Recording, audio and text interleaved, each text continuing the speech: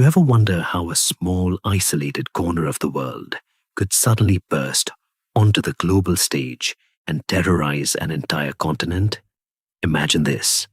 For centuries, the people of Scandinavia were, by all accounts, a quiet agrarian bunch.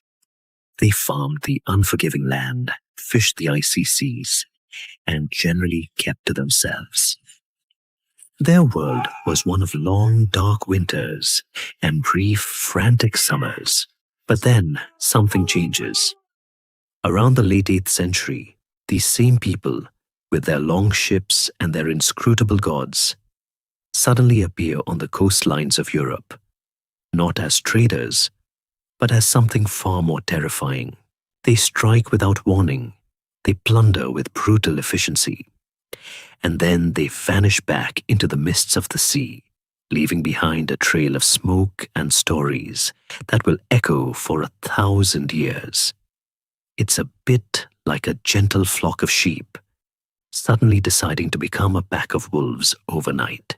The mystery isn't just about what they did, but why they did it, and how they did it with such speed and ferocity. Before you get comfortable, take a moment to like the video and subscribe, but only if you genuinely enjoy what I do here. If you're tucked in somewhere cozy, maybe tell us where you are and what time it is for you. It's always nice to know who's out there listening. The most famous date in the history of the Viking Age is, of course, the year 793. That's the year that a group of Norsemen landed on the holy island of Lindisfarne, off the coast of Northumbria in England, and sacked its wealthy monastery.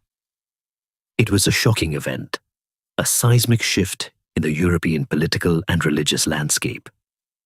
Monasteries, you see, were considered sacred ground. They were places of learning and sanctuary, filled with monks who were generally defenseless, and treasures that were often ornate and easily portable. The Anglo-Saxon Chronicle, one of our best sources for the period, describes the event in suitably dramatic terms, noting dire portents came over the land of Northumbria and miserably afflicted the inhabitants. It speaks of whirlwinds and lightning and fiery dragons seen flying through the air, all signs of the coming disaster. And then the chronicle gets to the point, describing the pagan men who horribly destroyed God's church in Lindisfarne with plunder and slaughter. But here's a quiet little mystery for you. That raid might not have been the first one.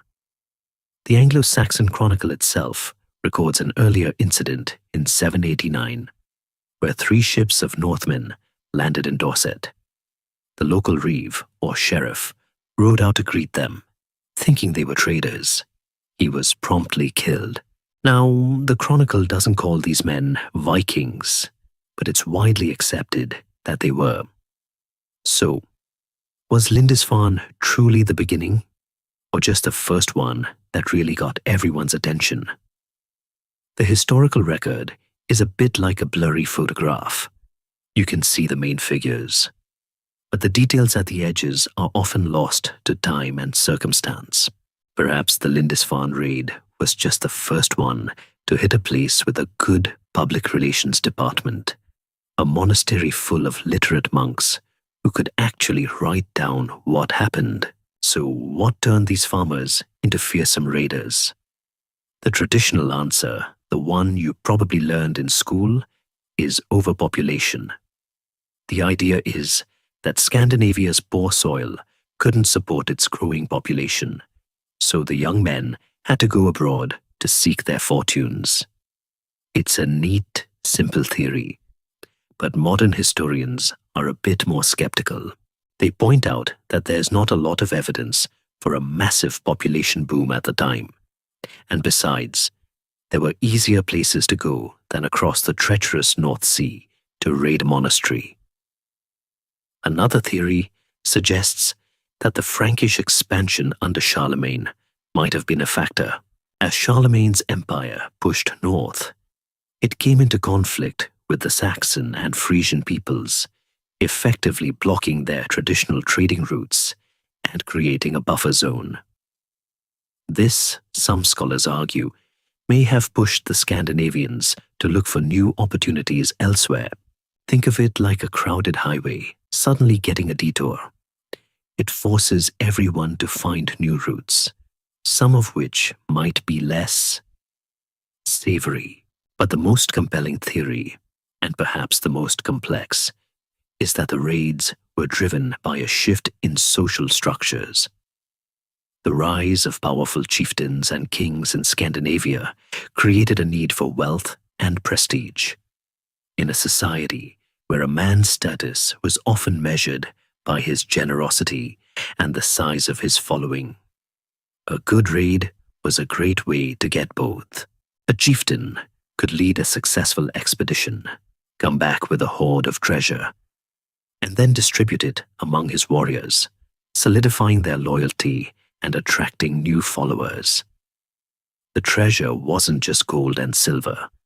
It was also finely crafted goods, silks, and even slaves. The raids then were not just about survival. They were a form of political theater, a way for ambitious men to climb the social ladder.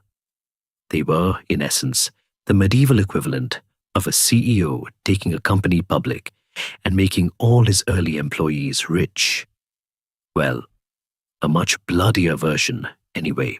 This shift in power and ambition, combined with some incredible advancements in shipbuilding, specifically the development of the longship, a vessel that was both fast and capable of navigating shallow rivers, created a perfect storm. The longship was a game changer, a technological marvel that gave the Vikings an unparalleled advantage. It could carry a large number of men, but its shallow draft meant it could also sail up rivers, allowing them to strike deep inland, far from the coast. A traditional warship of the time was a lumbering behemoth, good for naval battles, but useless for a hit-and-run raid up a river.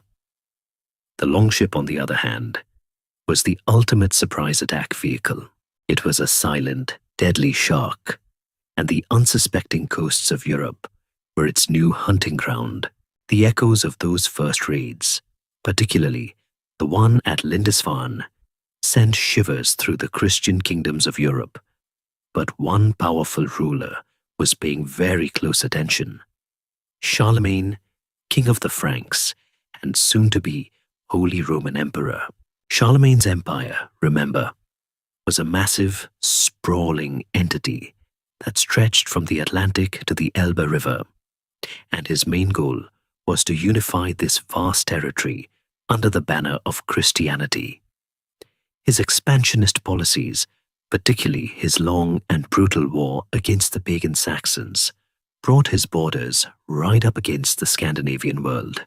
You could say he was the big, muscular guy on the block who was actively pushing his weight around, and the folks just across the way were starting to notice.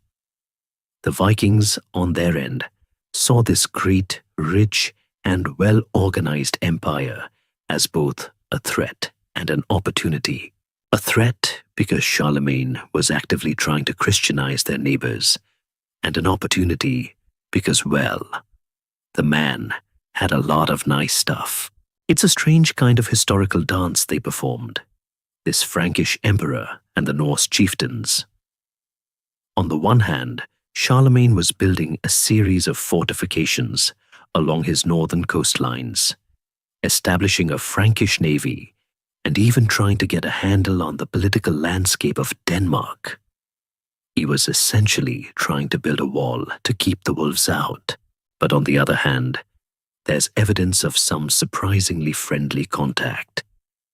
We have Frankish annals that speak of diplomatic exchanges, of a Danish king named Godfred, who, despite being a thorn in Charlemagne's side, also sent envoys to the Frankish court. It's a bit like a frenemy situation in high school. You're planning to fight each other after class, but you'll still trade snacks at lunch. This wasn't just a simple story of good guys versus bad guys. It was a complex geopolitical tango. Now, a significant moment in this relationship happened in 810. King Godfred of Denmark, a powerful and ambitious ruler, led a large fleet of 200 ships against the Frisians, a people who were under Charlemagne's protection. The Franks were terrified. They knew Godfred had a massive army and a reputation for being, shall we say, not so nice. Godfred's raid was so successful and so intimidating that he extracted a huge tribute from the Frisians before sailing back home. And here's a delicious little tidbit of historical drama. The Frankish annals claim that Godfred, in a moment of pure arrogance, even boasted that he would soon come to Aachen, Charlemagne's imperial capital, to make a name for himself. He never got the chance, though. The same annals report that he was assassinated shortly after returning home, supposedly by one of his own men. It's a mystery that has puzzled historians. Was it a political rival? Or perhaps even a Frankish-backed assassin? We'll likely never know for sure. But the timing is certainly convenient. The real shift in the relationship, however, came after Charlemagne's death in 814. His vast empire was soon plunged into civil war as his sons and grandsons squabbled over the inheritance.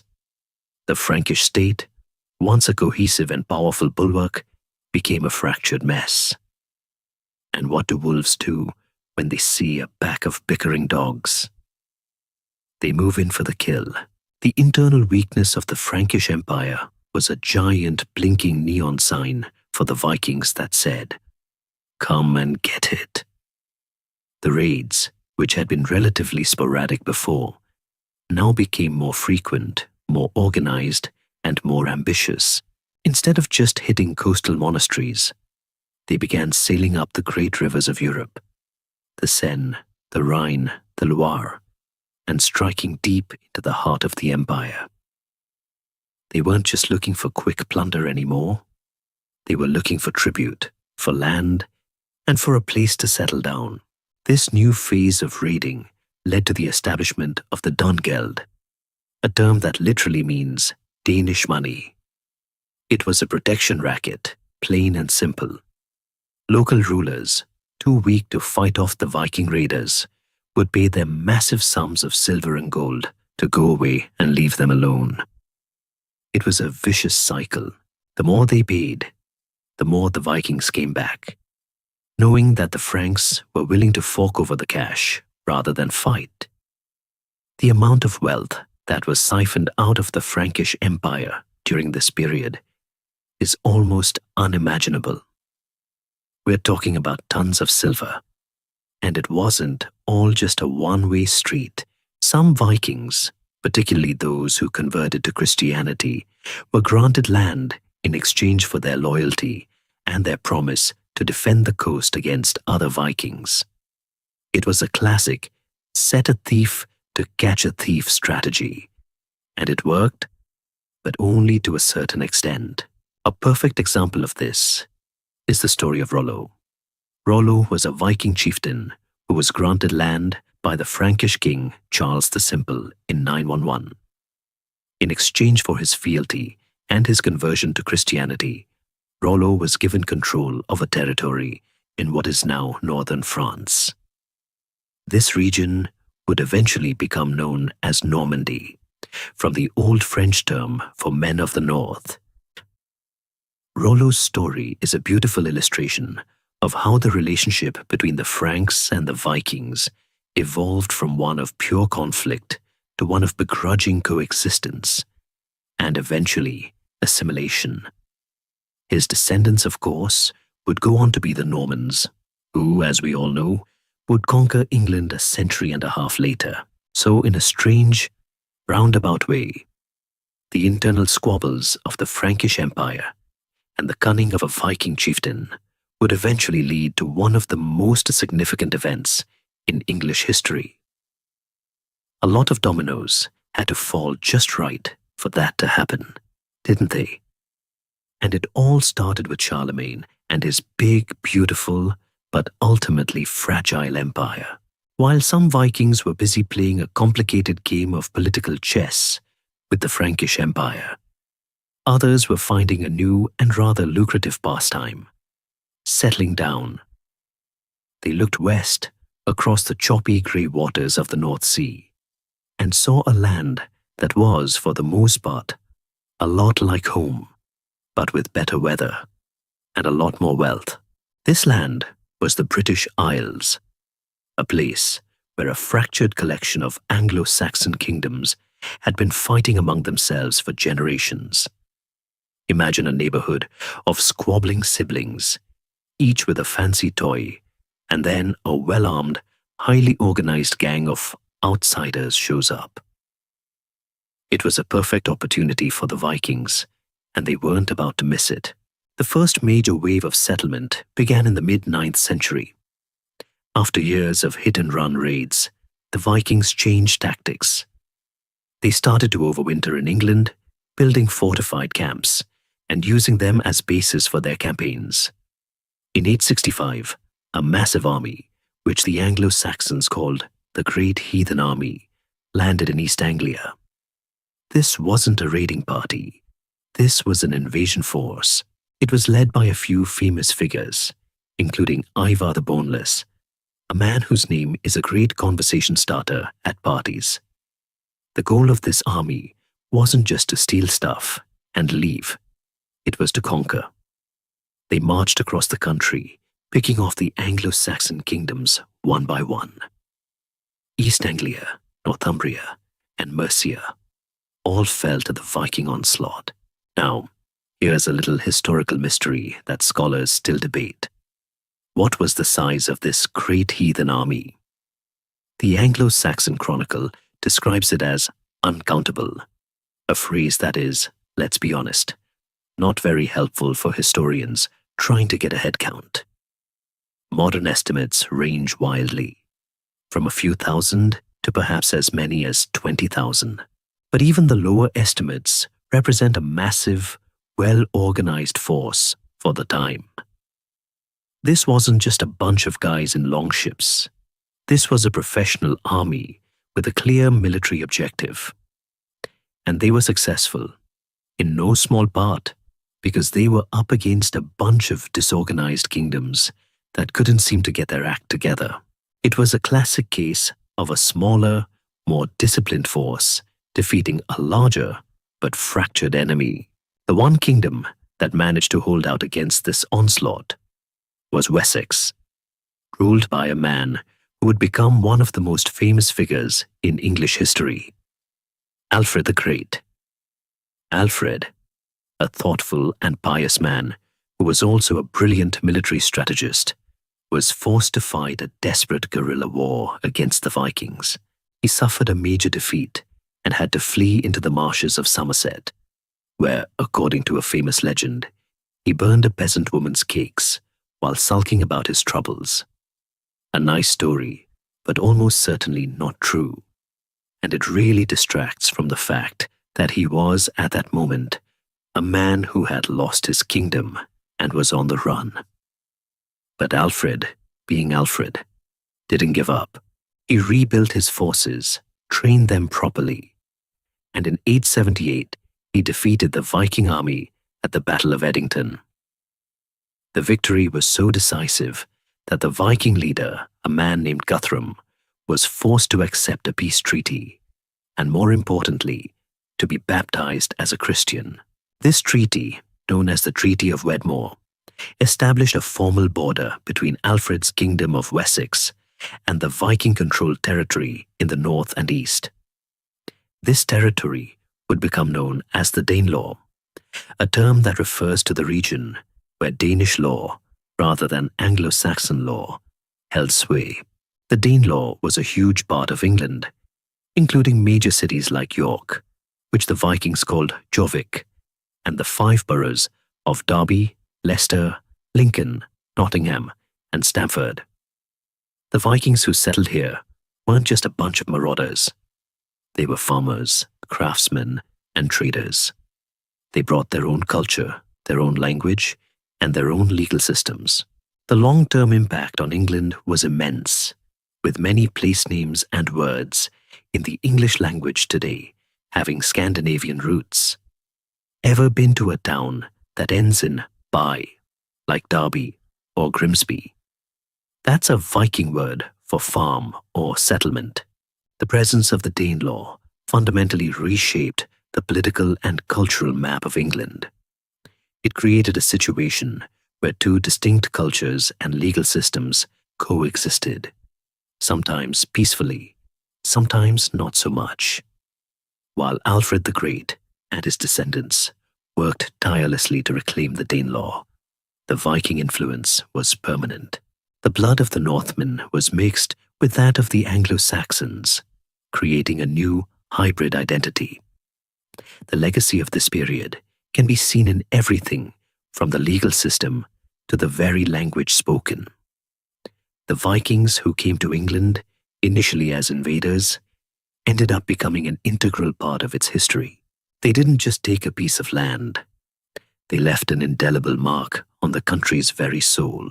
While the Vikings were busy making a name for themselves in England, a different group of Norsemen was turning their attention to another nearby island, Ireland.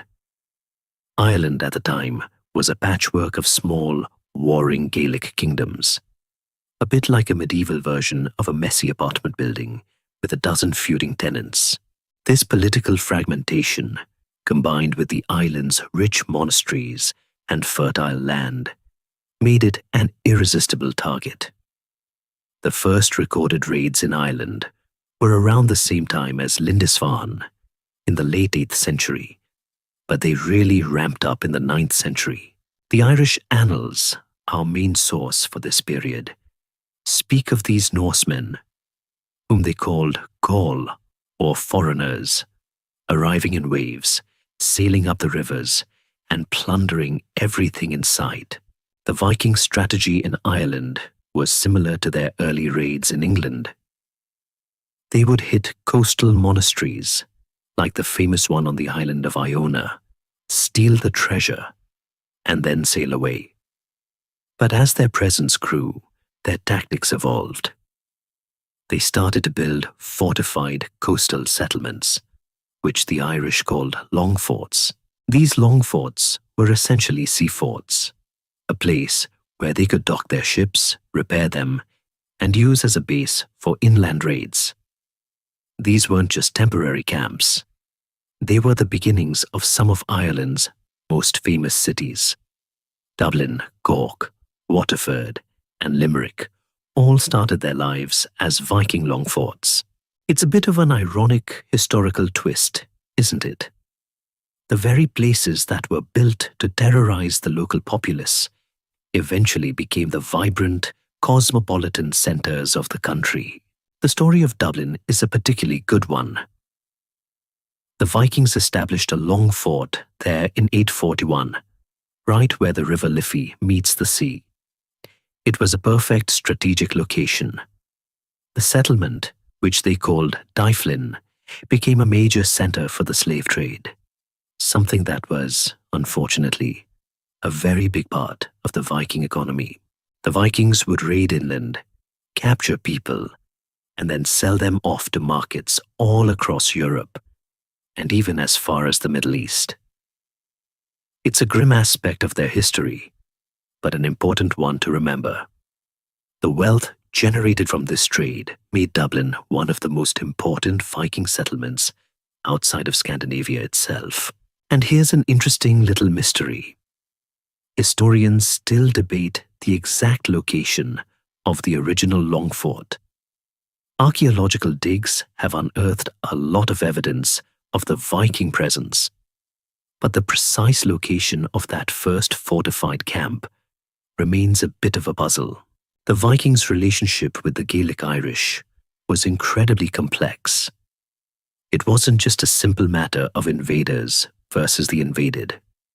They traded with each other, they intermarried, and they even fought alongside each other.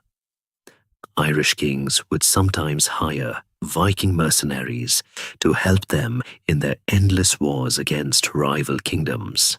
The Vikings, for their part, learned a lot from the Irish, including the intricacies of their legal system and the nuances of their political landscape. This intermingling of cultures created a new group of people, the so-called Norse Gaels, who had a unique blend of Viking and Gaelic traditions. They spoke a mix of Old Norse and Gaelic. They adopted some Irish names, and they wore a fascinating mix of both Viking and Celtic clothing. The high water mark of Viking power in Ireland came at the end of the 10th century. A powerful Viking king of Dublin, named Sigtryg Silkbeard, was a major force to be reckoned with. But he was up against an equally powerful and ambitious Irish king, a man named Brian Boru, who was determined to unite all of Ireland under his rule. The conflict between these two men culminated in one of the most famous battles in Irish history, the Battle of Clontarf in 1014. It was a massive, bloody affair, with armies of Vikings and their Irish allies fighting against Brian Boru's forces. The battle itself is a fascinating mix of historical fact and legendary embellishment. The Irish annals describe it in epic, almost mythological terms, with heroes performing incredible feats of strength. What we do know is that Brian Boru's forces won a decisive victory. The Viking power in Ireland was broken, and while a Norse presence remained in the coastal cities, they were no longer the dominant political force. Brian Boru, however, was also killed in the battle, a tragic end for the man who had brought so much of Ireland under his control. The Battle of Clontarf didn't end the Viking presence in Ireland overnight, but it did mark the beginning of the end of their political and military dominance. The Vikings would eventually assimilate completely into Irish society, their long forts becoming a permanent part of the Irish landscape, and their descendants playing a quiet but important role in the country's history. While some Vikings were conquering kingdoms and building cities in the British Isles, another group was setting sail for a much more isolated and arguably more dramatic destination: Iceland. This wasn't an invasion or a raid. It was a mass migration, a deliberate move to a new land.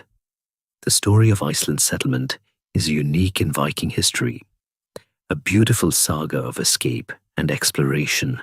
The traditional date for the beginning of the settlement, according to the Icelandic sagas, is 874, a year after a man named Ingolfur Arnason is said to have thrown his high seat pillars, the wooden posts from his chieftain's chair, overboard, vowing to settle wherever they washed ashore. It's a great story, but the truth is a bit more complex, with archaeological evidence suggesting a slightly earlier, more gradual process. So why Iceland? The sagas, our main historical source for this period, give us a clear answer: a desire to escape the growing power of centralized kingship in Norway. Remember how we talked about ambitious chieftains consolidating power? In Norway, a king named Harald Fairhair was doing just that. He was bringing all the small, independent chieftains under his heel, which meant they had to pay taxes and swear fealty to him. For a proud, independent-minded chieftain who was used to doing what he pleased, this was an unacceptable state of affairs. So they did what any self-respecting Viking would do. They packed up their families, their livestock, and their slaves, and they sailed west to a land they knew was uninhabited and, most importantly, free from the reach of kings. This migration was a deliberate, large-scale operation. People weren't just showing up randomly. They were bringing everything they needed to start a new life. They brought cattle, sheep, goats, and pigs, as well as tools and seeds.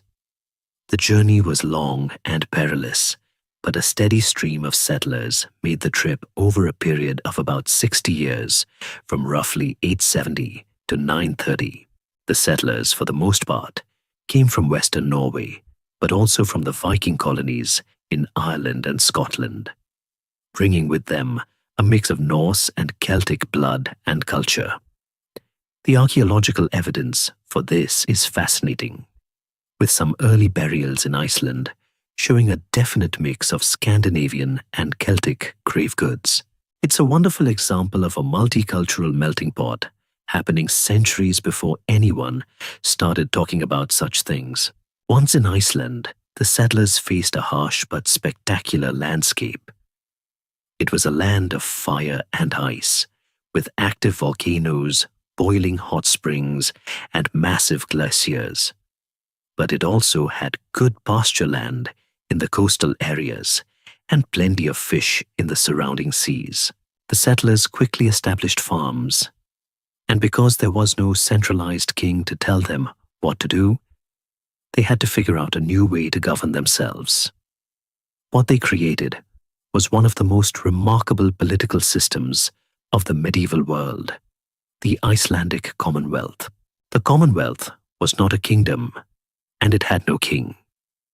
Instead, it was a parliamentary republic, and its main institution was the Althing. The Althing was an assembly, a kind of national parliament that met every summer for 2 weeks at a place called Thingvellir, which is a truly beautiful and geologically dramatic spot. At the Althing, chieftains and their followers would gather to settle legal disputes, pass laws, and discuss matters of national importance. The laws were not written down at first. They were recited from memory by a man called the Lögsögumadur, or law speaker. This position was elected for a 3-year term, and the law speaker was responsible for memorizing and reciting the entire legal code. It's a great job for a guy with a good memory and a lot of free time. This system, though it was unique, was far from perfect. Without a central executive power, there was no way to enforce the laws. If someone was found guilty of a crime, it was up to the victim and their family to carry out the sentence. This often led to blood feuds, a central theme in many of the famous Icelandic sagas. These sagas, written down much later, are our main source of information about this period. They're a mix of historical fact and fictional embellishment, but they paint a vivid picture of a society that was both fiercely independent and prone to violent internal disputes. It's a land of larger-than-life figures, of poets and warriors, of cunning lawyers and ruthless outlaws. The most famous of these outlaws, a man named Eric the Red, is a good example of how the Icelandic system worked, or sometimes didn't work. Eric was a hot-headed individual who was banished from Norway, and then, after settling in Iceland, was banished from there as well for killing someone. His banishment from Iceland led to one of the most famous stories of Viking exploration. But that's a tale for our next section. For now, just remember that the settlement of Iceland was a deliberate act of political rebellion, a search for a new land where a man could be his own master. And in creating the Althing, they created one of the world's oldest democratic assemblies, a lasting legacy of their desire for a life without kings. As we left off, a certain hot-headed individual named Eric the Red had just been banished from Iceland for a series of killings. Now, for most people, being banished from a remote volcanic island in the North Atlantic would be a bit of a problem. But for Eric, it was an opportunity. According to the sagas, he spent 3 years exploring a large mysterious landmass he had heard about to the west. And when he returned to Iceland, he had a clever marketing plan. He told the other Icelanders about the new land, but he gave it a rather attractive name to entice more settlers: Greenland. A little bit of spin to get people excited, you know. It's like calling a barren desert the oasis of perpetual sunshine to sell real estate. The saga of Eric the Red and the settlement of Greenland is a wonderful example of Viking ingenuity and stubbornness. In 986, Eric led a fleet of 25 ships from Iceland, carrying a few hundred settlers, their families, and their livestock. Only 14 of those ships made it, a stark reminder of the dangers of North Atlantic travel. The rest were either lost at sea or turned back. But the hardy souls who did arrive found a land that, while not exactly green, had fertile fjords and good pasture land for a few hundred kilometers along the southwestern coast. It was here, in two main areas they called the Eastern Settlement and the Western Settlement, that the Norse established their new home. Life in Greenland was incredibly tough. It was a marginal existence, a constant battle against the cold, the ice, and the long, dark winters. The settlers' economy was based on farming and hunting. They raised sheep and cattle in the sheltered fjords, but the real money came from hunting. They hunted seals, walruses, and polar bears, and the products of these hunts were their main exports. Walrus ivory, in particular, was highly prized in Europe and was their primary source of income. This ivory, along with polar bear pelts, was their connection to the wider European world, the only thing that made their isolated life economically viable. For centuries, the Norse settlements in Greenland thrived, or at least they survived. They built farms, churches, and even a cathedral. They had a law speaker and an althing, just like in Iceland, and they maintained close ties with Norway and Iceland. But around the 14th century, a subtle and then not so subtle decline began. And here is one of the greatest open mysteries of medieval history. What happened to the Norse in Greenland? By the early 15th century, they had simply vanished. When later European expeditions arrived in the area, the Norse settlements were gone. The farms were abandoned, the churches were in ruins, and there was no one left to tell the tale. Scholars have been debating this for centuries. The traditional theory, the one you probably heard growing up, is climate change. Around the 14th century, the climate in the North Atlantic began to cool down, a period known as the Little Ice Age. This would have made farming and livestock raising much more difficult. The sea ice would have increased, making travel and hunting more dangerous. The trade routes to Europe would have become more treacherous, cutting them off from their main source of income.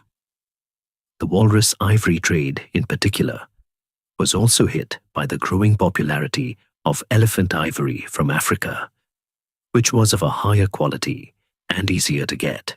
It's a compelling theory, a story of a small, isolated community being slowly choked to death by the elements and changing markets. But there are other ideas too. Some historians point to a decline in political and social cohesion. Others suggest a gradual assimilation with the indigenous Inuit people, who are much better adapted to the Arctic climate. We know from archaeological evidence that there was some contact between the Norse and the Inuit, whom the Norse called Skrællingar. Initially, this contact seems to have been hostile, with sagas describing armed conflict. But some scholars suggest that over time, a more peaceful exchange might have occurred, with the Norse eventually intermarrying with and being absorbed into the more dominant Inuit culture. It's a peaceful and satisfying theory, but there's very little hard evidence to support it. Another, more recent, theory suggests that the settlers simply chose to leave. As the climate worsened and the trade dried up, the younger generations might have simply decided that Greenland was no longer a viable place to live and migrated back to Iceland or Norway. The final desperate voyage of the last Greenlanders might not have been a tragedy, but a calculated decision to save themselves. We may never know for sure what happened, But the image of those abandoned farms and silent churches, standing as lonely sentinels against the ice, remains one of the most powerful and haunting legacies of the Viking Age. The story of Eric the Red's Greenlanders is a beautiful, tragic tale of courage and resilience, a testament to the human spirit's ability to survive in the harshest of conditions, and a stark reminder that even the most determined settlements can be swallowed by the cold, indifferent march of history. While some Vikings were sailing west to the chilly, isolated fjords of Iceland and Greenland, others were looking in the complete opposite direction, following the rivers of Eastern Europe deep into the continent's heartland. This was a different kind of Viking journey, less about raid and more about trade. These were the Swedes, or at least the Swedes and other Norsemen, who are collectively known as the Russ in the historical record. They were drawn by the promise of exotic goods and the wealth of the great trading cities of the Byzantine and Arab worlds. Their journey would be long and arduous, and it would lay the foundation for one of the most powerful and enduring states in Eastern European history, the Kievan Rus. The Rus Vikings' journey began on the Baltic Sea. From there, they would navigate the vast river systems of what is now Russia, Belarus, and Ukraine. They would travel down the Dnieper, the Volga, and the Dvina rivers, carrying their longboats and their goods over long stretches of land, a practice known as portaging. It was a perilous journey, filled with hostile tribes, dangerous rapids, and long, grueling portages where they would have to carry their ships on their shoulders. Imagine being a Viking, used to sailing on open water, and suddenly having to drag a 3-ton boat for miles through a forest. It's a workout that would make a modern CrossFitter weep, but the rewards were immense. The rivers were the great superhighways of the medieval world, and they led to the great trading centers of the East. The Rus traded in furs, honey, wax, and yes, slaves. In return, they got silver coins from the Abbasid Caliphate in Baghdad, silks and spices from the Byzantine Empire, and fine metalwork from Central Asia. The sheer volume of silver that flowed into Scandinavia through these trade routes is staggering. Archaeologists have found hordes of Arabic silver coins, called dirhams, all over Scandinavia, a quiet testament to the scale of this Eastern trade. It's a great piece of historical irony that the same people who were raiding Christian monasteries for gold were also trading peacefully with the Muslim world for silver. Now, here's a delicious little historiographical debate for you. The question of who the Rus actually were has been a point of contention for centuries. The traditional view, supported by early Russian chronicles, like the Primary Chronicle, is that the Rus were a group of Vikings, specifically Swedes, who were invited by the local Slavic tribes to come and rule over them. The chronicle tells the story of a chieftain named Rurik, who, along with his brothers, was invited to rule Novgorod in 862. Rurik's descendants then went on to conquer Kiev and establish the Kievan Rus' state. This is a powerful and very nationalistic origin story for Russia and Ukraine. However, some scholars, particularly in Russia and Ukraine, have long argued for a different theory, suggesting that the Rus were not Vikings at all, but rather a local Slavic tribe. This is known as the anti-Normanist theory, and it's a debate that is often tinged with political and nationalistic overtones. The historical and archaeological evidence, however, strongly points to a Scandinavian origin. The names of the early Rus rulers, like Igor, Oleg, and Olga, are all Slavicized versions of Old Norse names, like Ingvar, Helgi, and Helga. The archaeological evidence, from burial mounds to weapons and jewelry, also shows a strong Scandinavian presence in the early Rus settlements. It's a bit like a modern historian finding a bunch of artifacts in New York City from 100 different countries and saying, nope, the city was founded by the local wildlife. It just doesn't add up. The Kievan Rus' state that the Rus Vikings established became a major power in the region, a crossroads of different cultures and peoples. The Rus rulers, while Viking in origin, quickly adopted many of the local Slavic customs and language, and they eventually converted to Orthodox Christianity.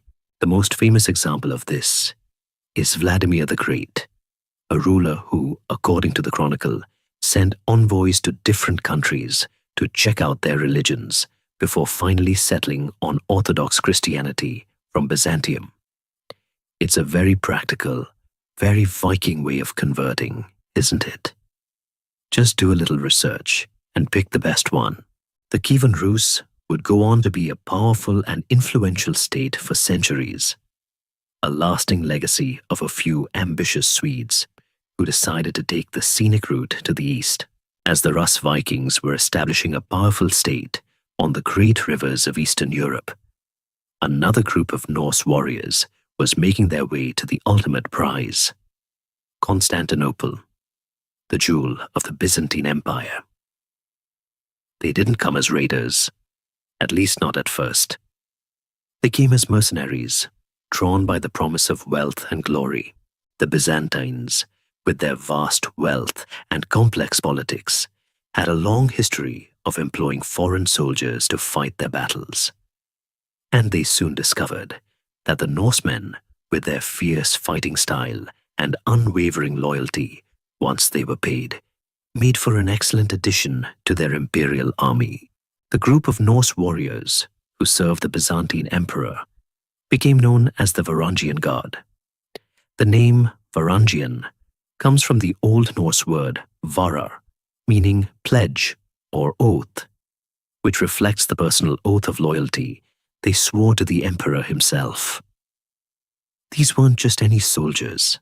They were the emperor's personal bodyguard, his elite shock troops. They stood guard in the imperial palace. They marched alongside the emperor in parades, and they were deployed in the most difficult and dangerous battles.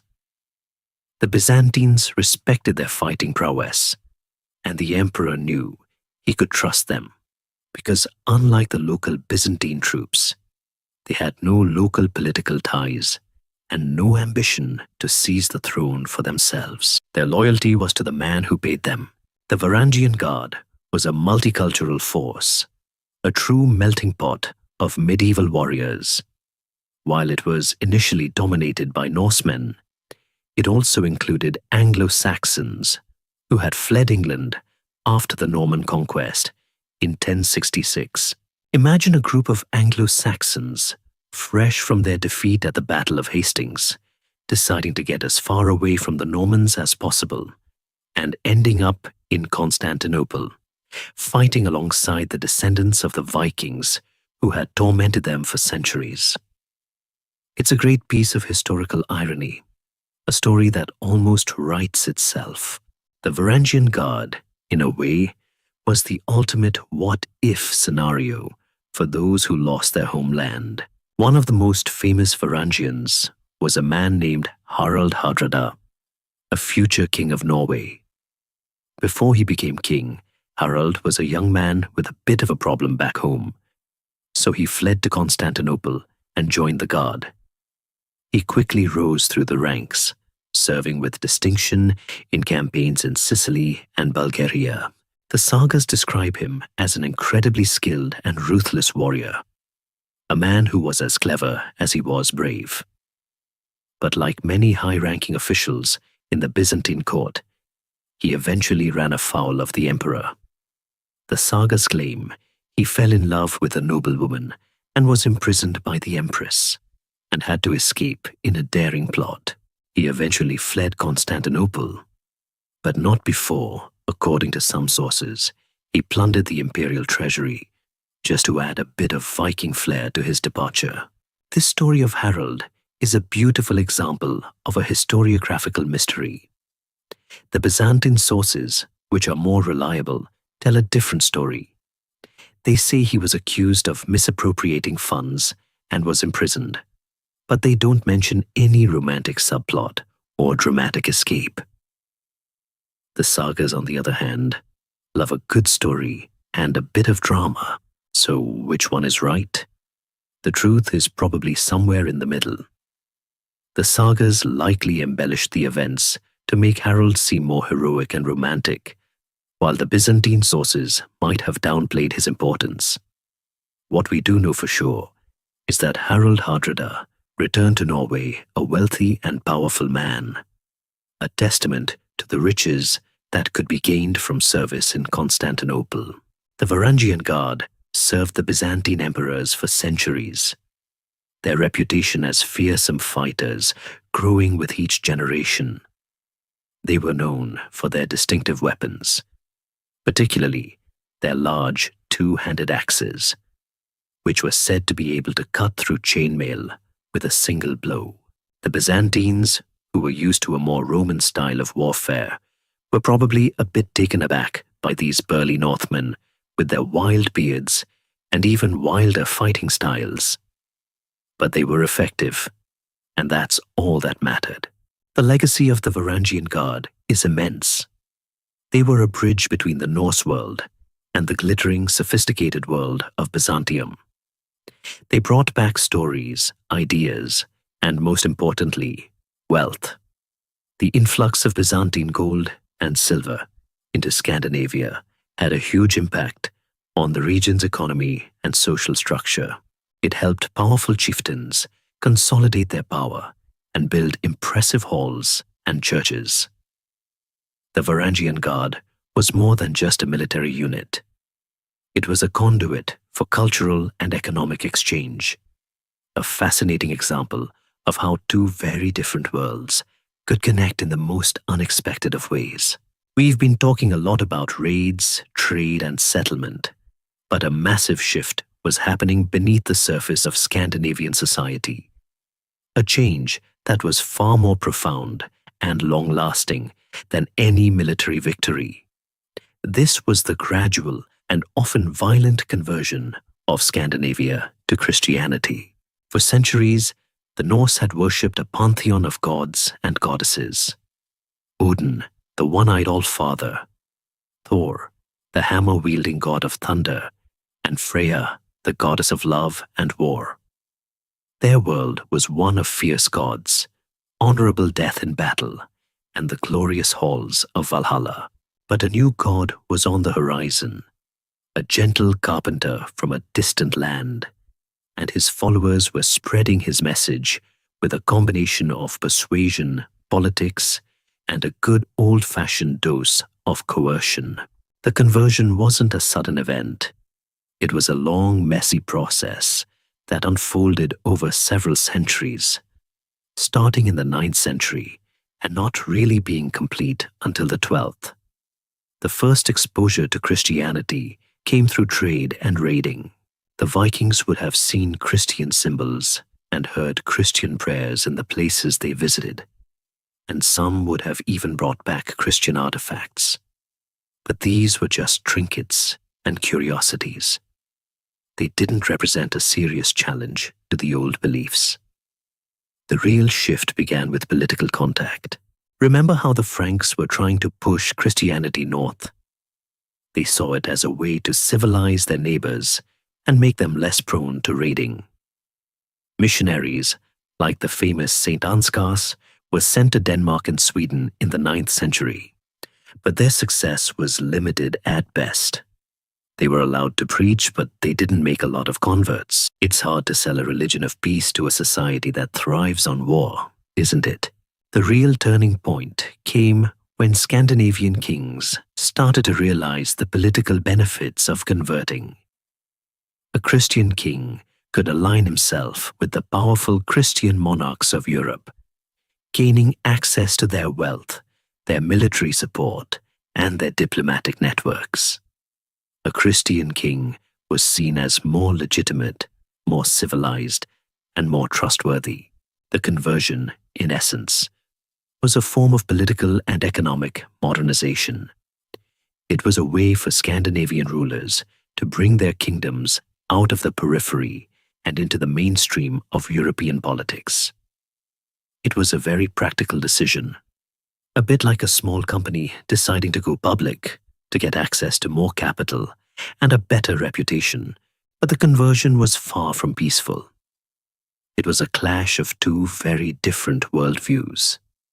The old beliefs were deeply ingrained in the culture. The gods were a part of everyday life, and the rituals and sacrifices were a part of the social fabric.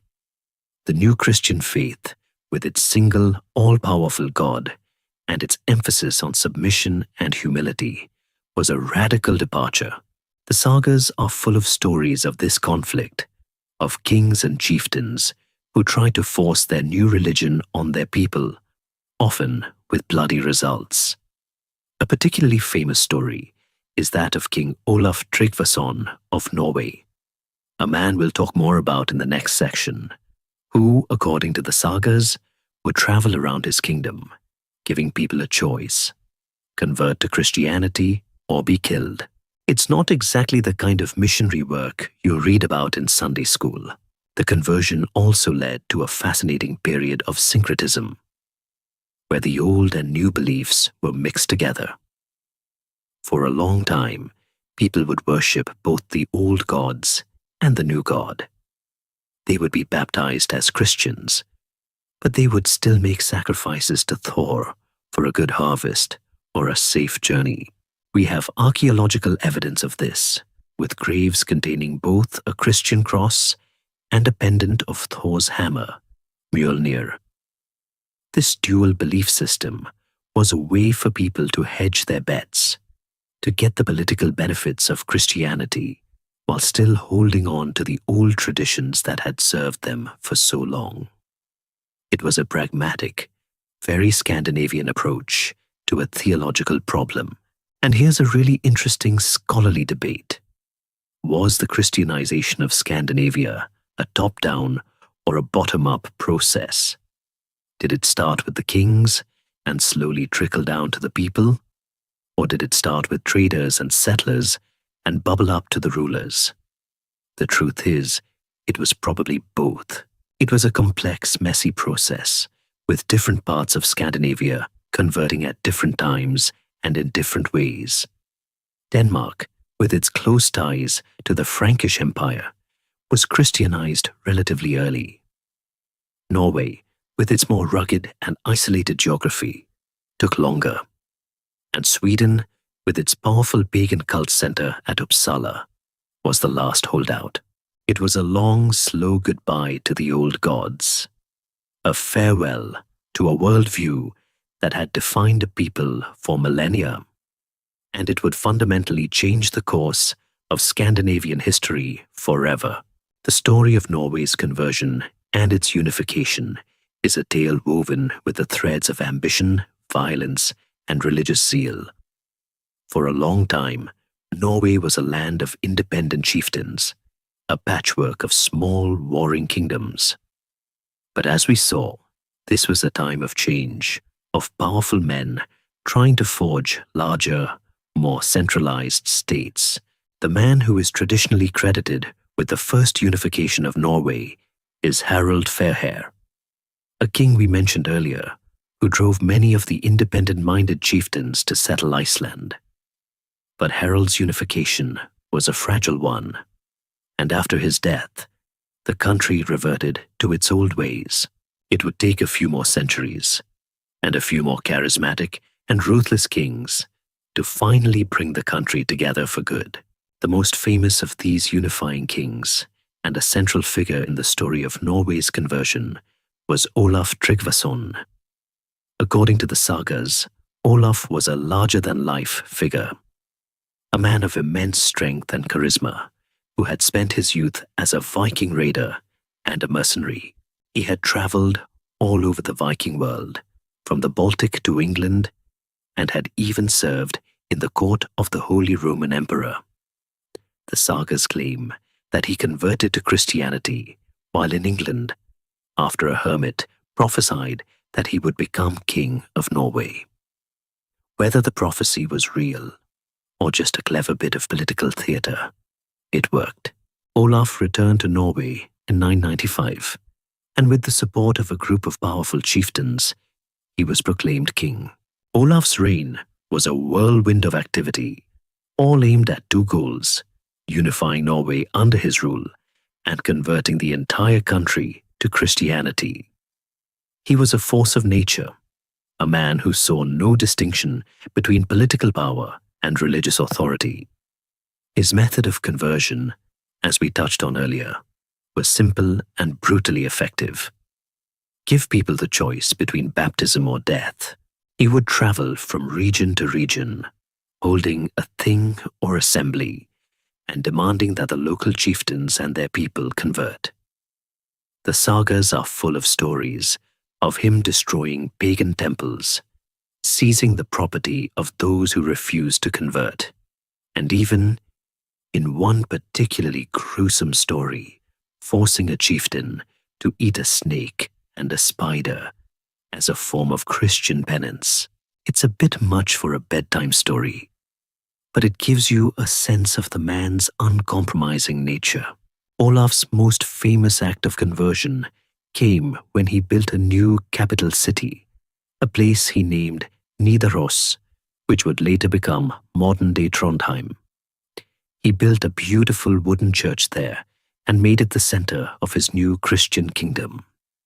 But his attempts to force a new religion on a proud and independent people eventually led to his downfall. He made a lot of enemies, both Christian and pagan, and they eventually conspired against him. In the year 1000, he was ambushed at sea by a combined fleet of his enemies, led by the Danish king Svein Forkbeard and the Swedish king Olaf Skjøtkonung. The ensuing naval battle, the Battle of Svolder, is one of the most famous events in Viking history. The sagas describe the battle in epic detail. Olaf's ship, the Ormenlange or Long Serpent, was the largest and most beautiful ship of its time. But he was outnumbered and outmaneuvered. The battle was a bloody affair, and when it became clear that all was lost, Olaf, rather than surrender, is said to have jumped into the sea and vanished, never to be seen again. His death was the end of his short but impactful reign, and Norway was once again partitioned between Denmark and Sweden. Now, here's a little historical head-scratcher. The location of the Battle of Svolder is still a complete mystery. The sagas describe it as being fought in a bay, but they don't say which one. Scholars have proposed dozens of different locations, from the Danish coast to the Swedish archipelago. The truth is, we probably will never know for sure, and that's okay. The battle, whether it happened exactly as the sagas describe or not, became a powerful symbol of a man who was willing to die for his beliefs, and his story became a cornerstone of Norwegian national identity. Olaf Tryggvason's legacy, despite his failure to hold onto the throne and his brutal methods, was immense. He laid the groundwork for a truly unified and Christian Norway.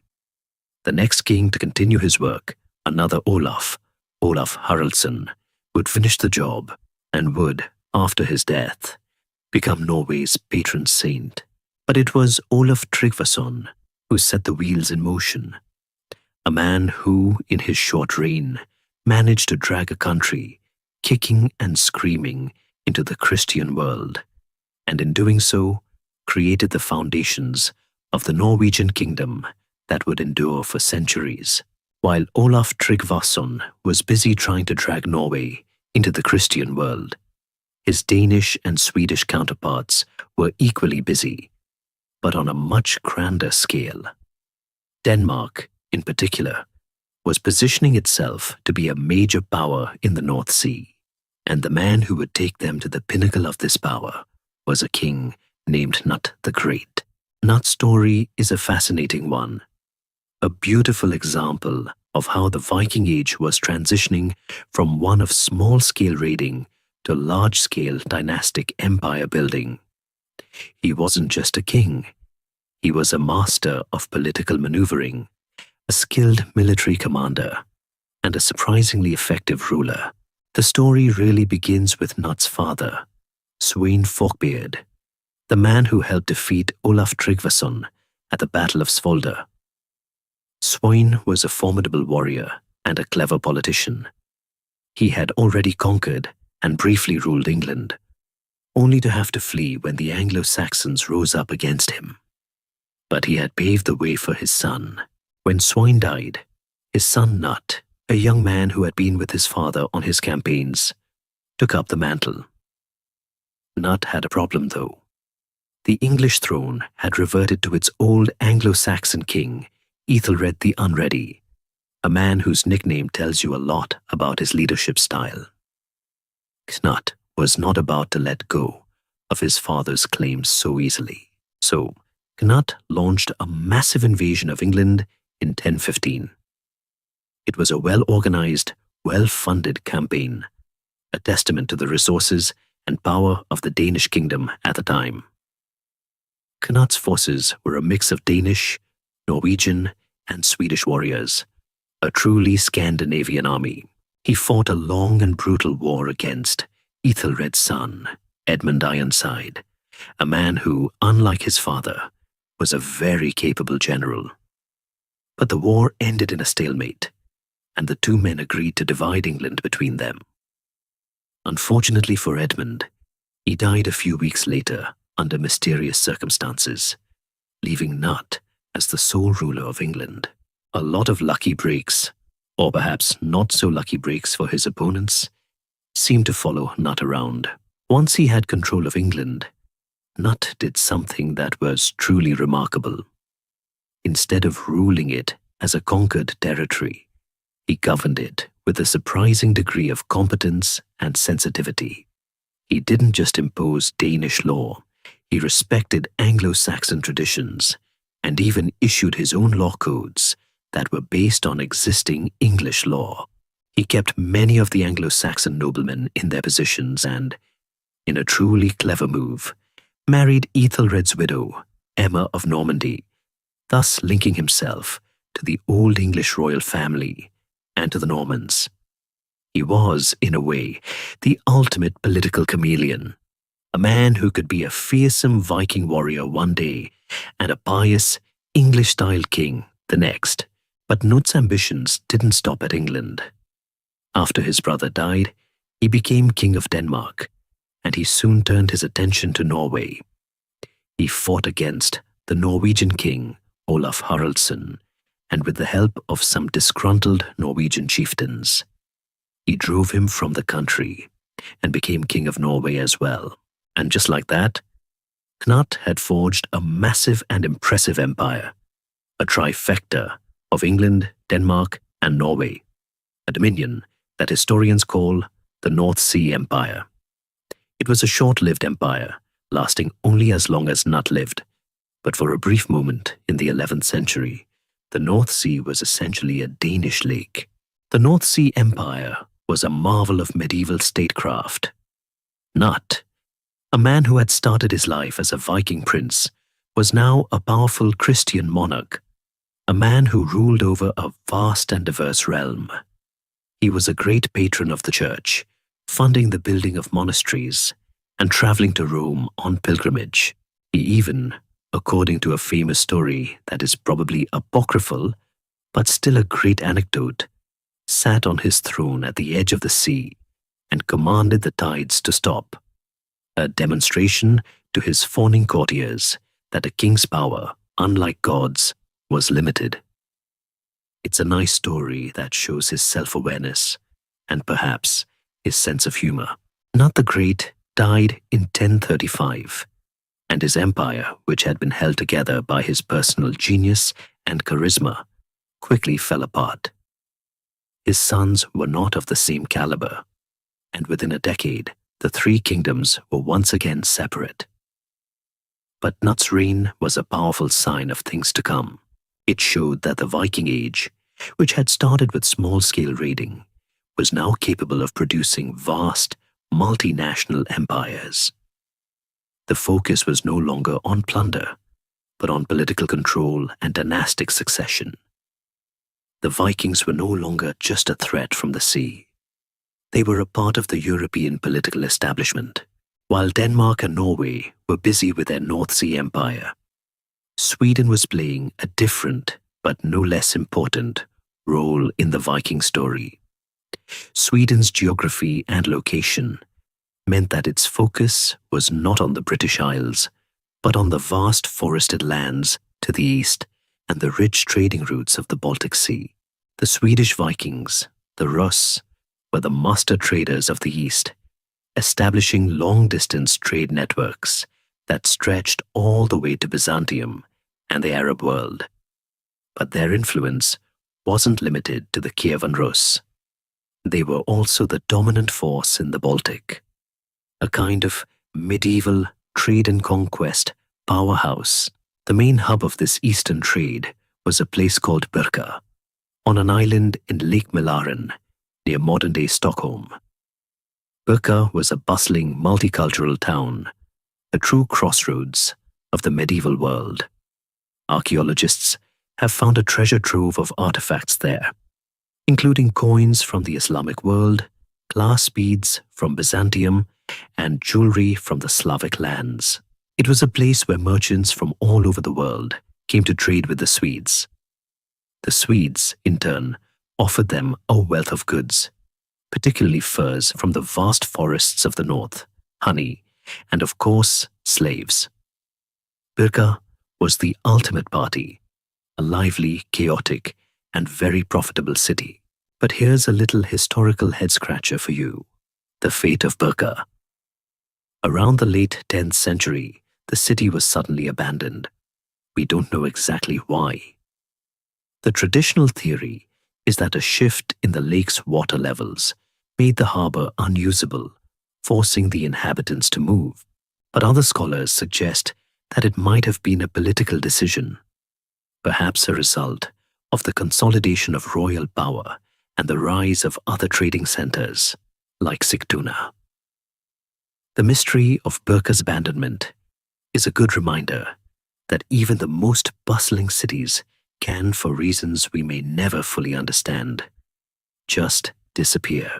The Swedes, however, didn't disappear, and their influence in the Baltic only grew. A powerful force that helped to shape Sweden's influence in the Baltic was Gotland, a large island that was a major trading hub in its own right. The Gotlanders were renowned merchants, and their fleets of ships crisscrossed the Baltic, trading with everyone from the Slavs on the southern coast to the peoples of the eastern Baltic. The Gotlanders, with their wealth and their trading networks, were a crucial part of the Swedish sphere of influence. They were, in a way, the merchant bankers of the Viking world. Their legacy can still be seen today in the form of thousands of runestones found on the island, many of them commemorating merchants who had traveled far and wide. The Swedes' influence wasn't just about trade. They were also masters of warfare and colonization in the eastern Baltic. They launched raids and expeditions into what is now Finland, Estonia, and Latvia. These weren't just raids for plunder. They were also about establishing control and extracting tribute. The Swedes, with their well-organized fleets and their superior weapons, were a dominant military force in the region.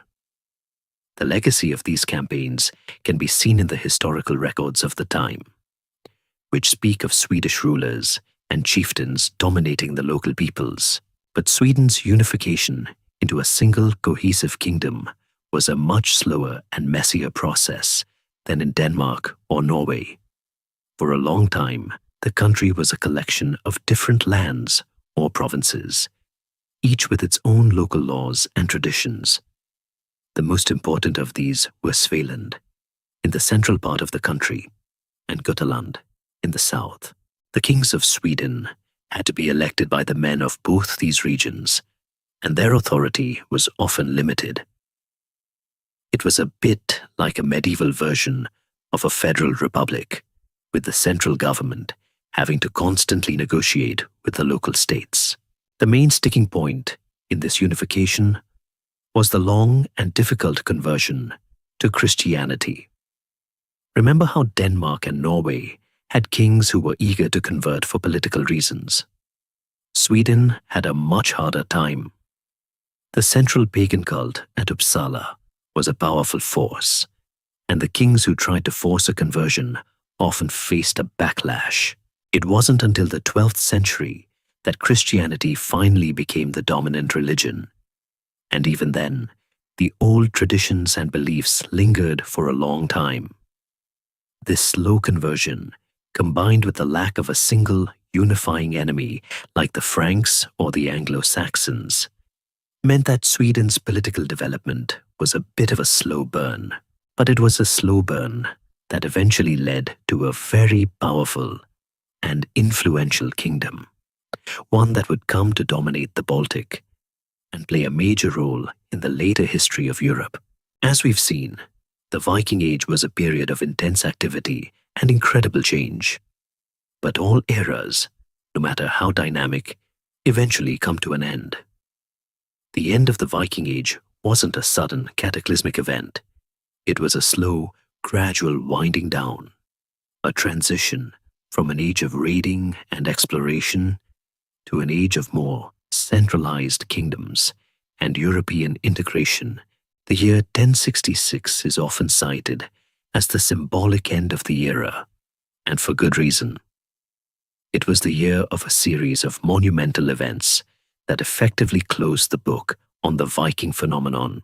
First, let's talk about the man who, in many ways, was the last great Viking king, Harald Hardrada, the same guy who served in the Varangian Guard and plundered the imperial treasury of Byzantium. After his time in Constantinople, he returned to Norway a wealthy and powerful man, and eventually became king. But he was a man of ambition, and he set his sights on the most glittering prize of all, the throne of England. Remember how Knut the Great's North Sea Empire had fallen apart? Well, the English throne was now in a state of chaos, with several contenders vying for it. One of them was Harald Hardrada. So in 1066, Harald Hardrada, a man who was arguably a living legend of the Viking world, launched a massive invasion of England. He landed in the north with a huge army and initially had great success, defeating a local English army at the Battle of Fulford. But his triumph was short-lived. The English king, a man named Harold Godwinson, force-marched his army north from London in an incredible display of military speed and logistics, and caught Harald Hardrada completely by surprise at the Battle of Stamford Bridge. The battle was a bloody affair, and Harald Hardrada, the last of the great Viking warriors, was killed. His army was completely destroyed, and the Viking Age, at least in England, was over. But the story doesn't end there. Just 3 days after his victory, Harold Godwinson had to turn his army around and march south again, because another contender for the English throne had just landed on the southern coast, William, Duke of Normandy. William, as we know, was a descendant of the Viking chieftain Rollo, the same man who was given land by the Frankish king to stop the Viking raids. The battle between Harold Godwinson and William the Conqueror at the Battle of Hastings is one of the most famous in history, and it ended with Harold's death and William's victory. The Norman conquest of England was, in a strange way, the ultimate legacy of the Vikings.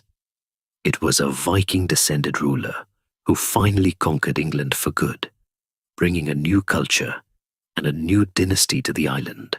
So 1066 is a great symbolic end date.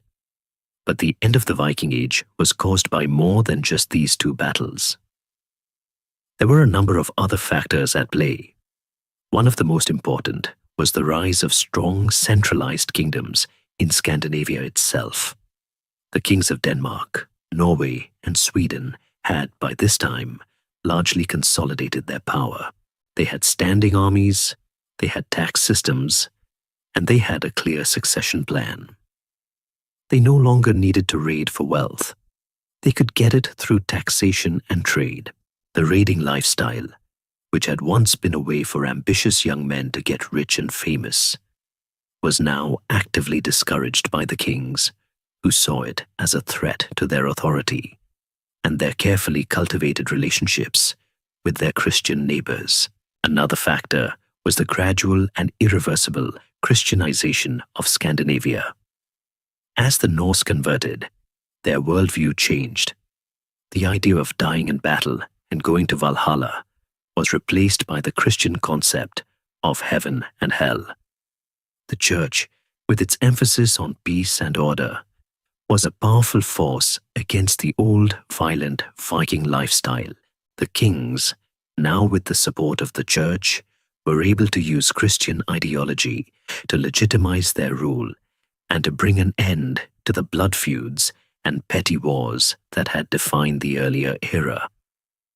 The church, in a way, was the ultimate civilizing force, so the Viking Age didn't just end, it evolved. The fierce pagan warriors of the 8th century had, by the 11th century, become Christian kings, traders, and farmers. Their culture had been fundamentally changed by their contact with the rest of Europe. Their longships, which had once been used for raiding and exploration, were now used for trade and military campaigns. The Viking spirit of adventure and courage didn't disappear, but it was channeled into new, more constructive forms. It was the end of an era, but it was also the beginning of a new one, a period where Scandinavia would take its place as a part of the greater European community. With the Viking Age now fading into memory, a new era was dawning in Scandinavia, one of political consolidation and the slow but steady emergence of the three distinct kingdoms of Denmark, Norway, and Sweden. This period, from the late 11th century to the late 13th century, is often called the High Middle Ages. It was a time of immense internal development, as the Scandinavian rulers worked to solidify their power, establish stable institutions, and create a sense of national identity. The old decentralized world of independent chieftains was being replaced by a more structured monarchical society, and it was a messy, often violent process. Let's start with Denmark, the kingdom that had, for a brief time, been the center of Knud the Great's North Sea Empire. Denmark's proximity to continental Europe meant it was the first of the three kingdoms to fully embrace the European model of monarchy. The Danish kings, with their close ties to the German Holy Roman Empire and the Church, were able to build a powerful and wealthy state. They established a system of feudalism, with the king at the top and a class of noblemen and knights beneath him, all loyal to the crown. The Church also played a huge role, becoming a major landowner and a powerful political force. The kings used the Church to legitimize their rule and to bring a sense of order to the country, but Denmark's road to consolidation was far from smooth. The 12th century, in particular, was a period of intense civil war and power struggles. The kings often had to contend with rival claimants to the throne and with powerful noble families who wanted to limit the king's power. It was a bit like the TV show Game of Thrones, but with fewer dragons and more muddy battlefields.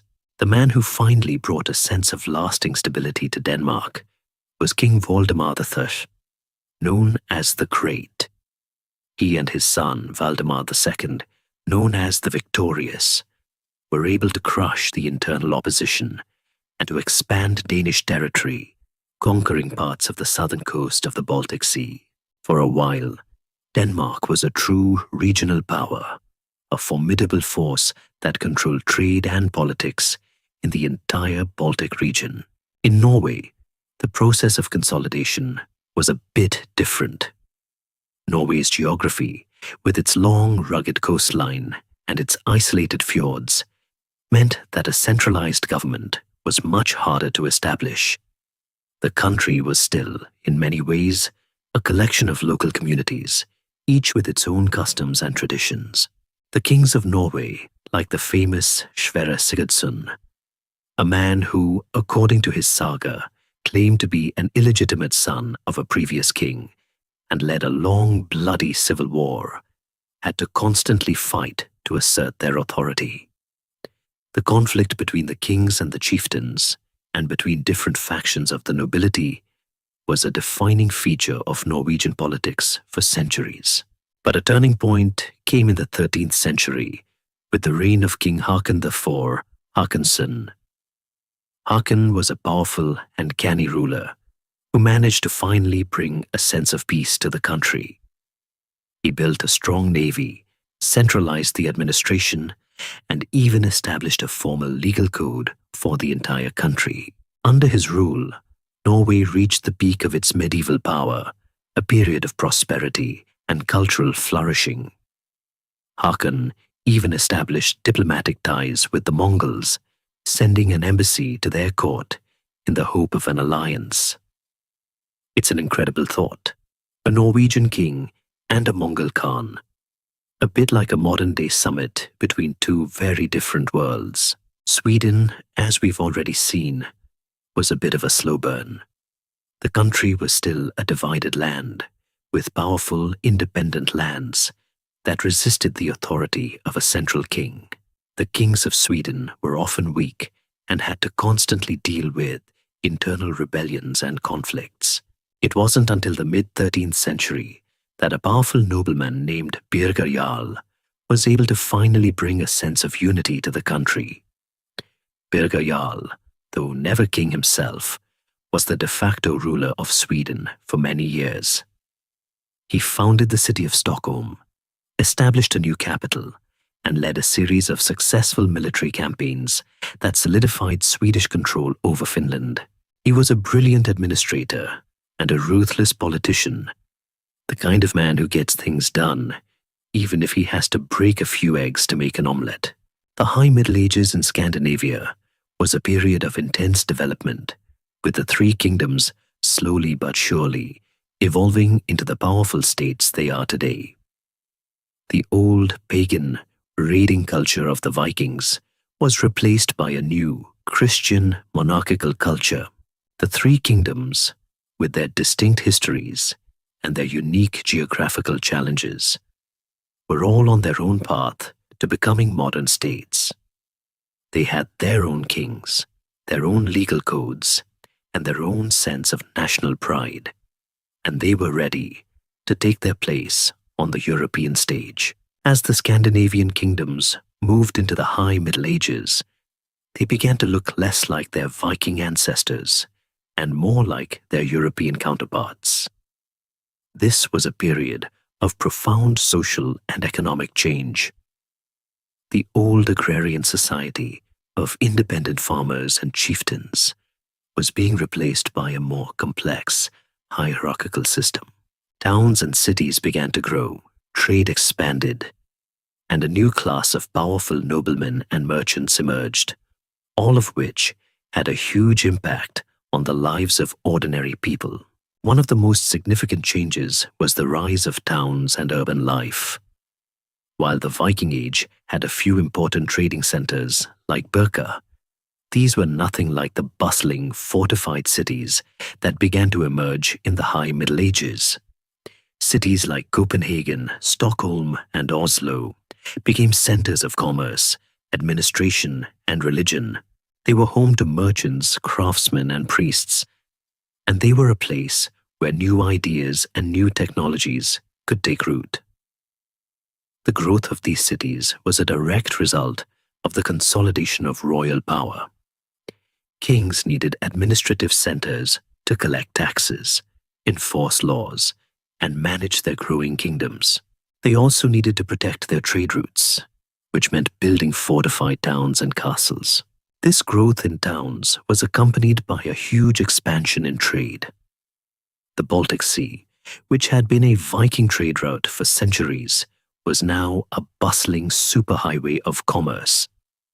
Scandinavian merchants, many of them now organized into trade guilds, were trading with everyone from the English and the Dutch to the Germans and the Russians. They were exporting fish, furs, timber, and iron, and they were importing luxury goods like wine, spices, and silks. The wealth generated by this trade had a huge impact on the Scandinavian economy, allowing kings to build impressive cathedrals and castles, and noblemen to live in a style that would have been unimaginable to their Viking ancestors. The social structure was also changing. The old system of a few powerful chieftains and a mass of free farmers was being replaced by a more formal, feudal-style hierarchy. At the top was the king, and beneath him was a new class of powerful noblemen who held their lands in exchange for military service. This was a major shift. In the Viking Age, a man's status was often measured by his personal charisma and his ability to lead men in battle. In the High Middle Ages, it was increasingly measured by the amount of land he owned and his relationship to the king. The noblemen, with their impressive stone castles and their armies of knights, were a new and powerful force in Scandinavian society. But here's a really interesting scholarly debate. To what extent did Scandinavia actually have a feudal system? In places like France and England, the feudal system was a very rigid, well-defined system of land ownership and military obligation. In Scandinavia, it was much more fluid and less formal. The kings often had to contend with a class of free farmers who still owned their own land and had a voice in local assemblies. The nobility was also not as numerous or as powerful as in other parts of Europe. So, while Scandinavia was moving towards a more hierarchical system, it was doing so in its own unique way, retaining some of the democratic traditions of the old Viking world. The church also played a massive role in this social and economic transformation. The establishment of dioceses and the building of cathedrals meant that the church was now a major landowner and a powerful institution in its own right. The church provided a sense of spiritual and social unity, and it also introduced new ideas and new technologies from the rest of Europe. Monasteries, in particular, were centers of learning, art, and agriculture, and they helped to spread new farming techniques and new architectural styles. The building of the incredible cathedrals of Lund and Nidaros, for example, would have been impossible without the knowledge and the resources that the church brought to the region. So the High Middle Ages in Scandinavia was a period of incredible growth and change. The Viking Age, with its focus on raiding and exploration, was over. In its place was a new world of towns, trade, and powerful kingdoms. The Scandinavian people were no longer just a threat from the sea. They were now an integral part of the European community. They had their own kings, their own noblemen, and their own churches. And they were building a society that would, in many ways, be a bridge between the old Viking world and the modern states we know today. As the three Scandinavian kingdoms of Denmark, Norway, and Sweden solidified their individual identities, a new and powerful idea began to emerge: the possibility of a political union. The 14th century was a period of immense change and turmoil in Europe. The Black Death had swept through the continent, decimating the population and upending the social order. The three Scandinavian kingdoms were all grappling with internal power struggles and a growing external threat from the Hanseatic League, a powerful German trading confederation. In this chaotic environment, a remarkable woman would emerge who would, through a combination of political genius and relentless ambition, unite the three kingdoms into a single, powerful state.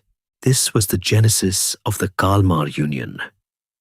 The union was born out of a series of crises, not a sudden desire for unity. The male lines of the royal houses of all three kingdoms were, one by one, dying out, creating succession crises. The powerful noblemen of each kingdom were also looking for a way to maintain their power and to protect their interests against the growing power of the Hanseatic League. It was a classic, the enemy of my enemy is my friend situation. And the enemy was a powerful and very rich trading league from Germany. The central figure in this story, the one who pulled all the strings and made it happen, was a woman named Margaret Pershny of Denmark. Margaret was a queen of immense talent and ambition, a woman who, in an age dominated by men, was the most powerful ruler in Europe. She was the daughter of the Danish king Valdemar Thord, and she was a natural leader, a master of diplomacy and political maneuvering. She had been married to the King of Norway, and their son, Olaf, was the heir to both the Danish and Norwegian thrones. But Olaf died young, and Margaret, instead of stepping aside, made a bold move. She had her grandnephew, a boy named Eric, proclaimed King of Norway and Denmark. But she ruled in his name as the de facto monarch. But Margaret's ambition didn't stop there.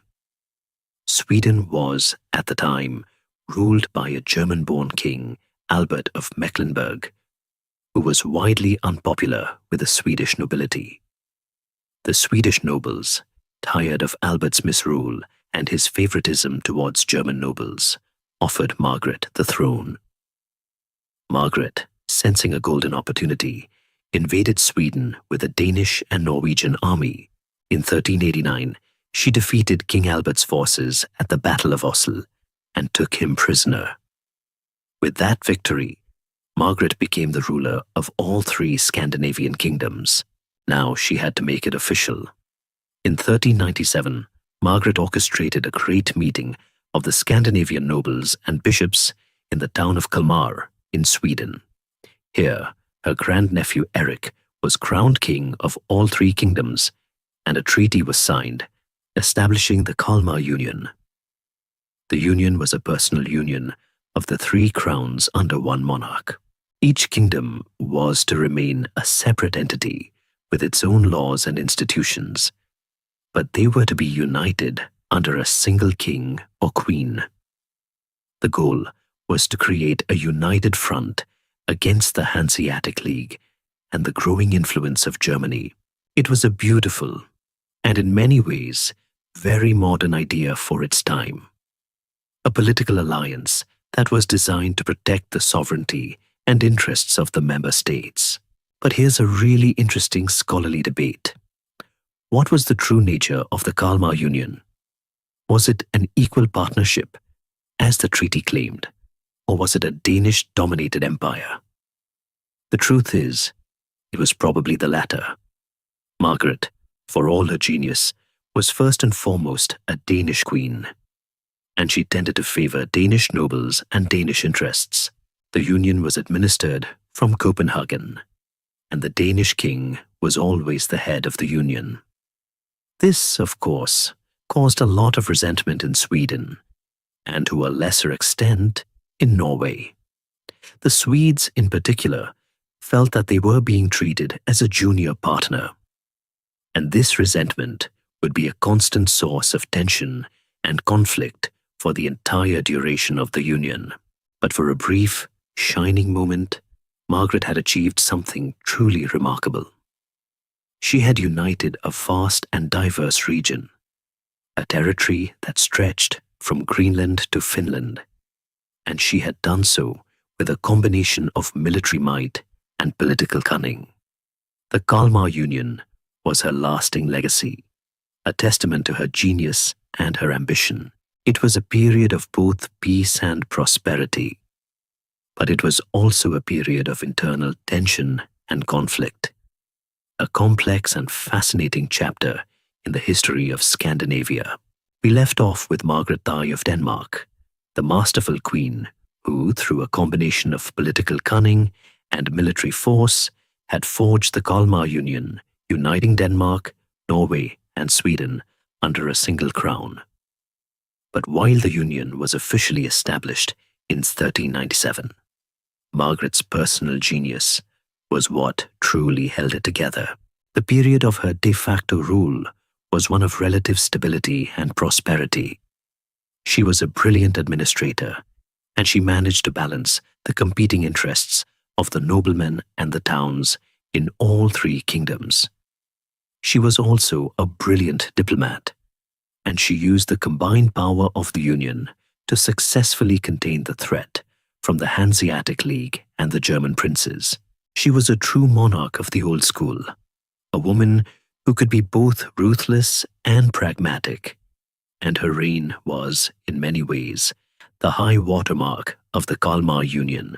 But Margaret was an irreplaceable force, and after her death in 1412, the Union began to face a series of challenges that would slowly but surely tear it apart. Her successor was her grandnephew, Eric of Pomerania, the same boy she had had crowned as king. Eric, however, was not Margaret. He lacked her political acumen and her ability to compromise. He was a much more heavy-handed and ambitious ruler, and he quickly began to alienate the nobility in all three kingdoms, but especially in Sweden.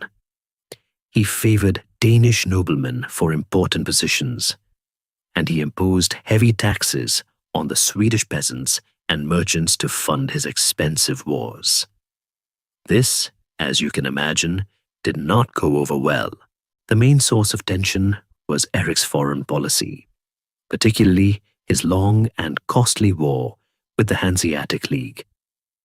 Eric wanted to control the trade in the Baltic Sea, and he saw the Hanseatic League as a major obstacle.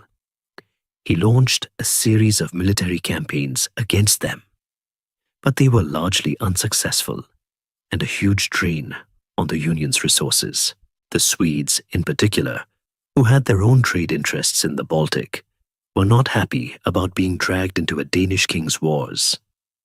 The Danish nobles were also not happy about the heavy taxes they had to pay, and Eric's relationship with the Danish Council of State, the Riksrådet, was often strained.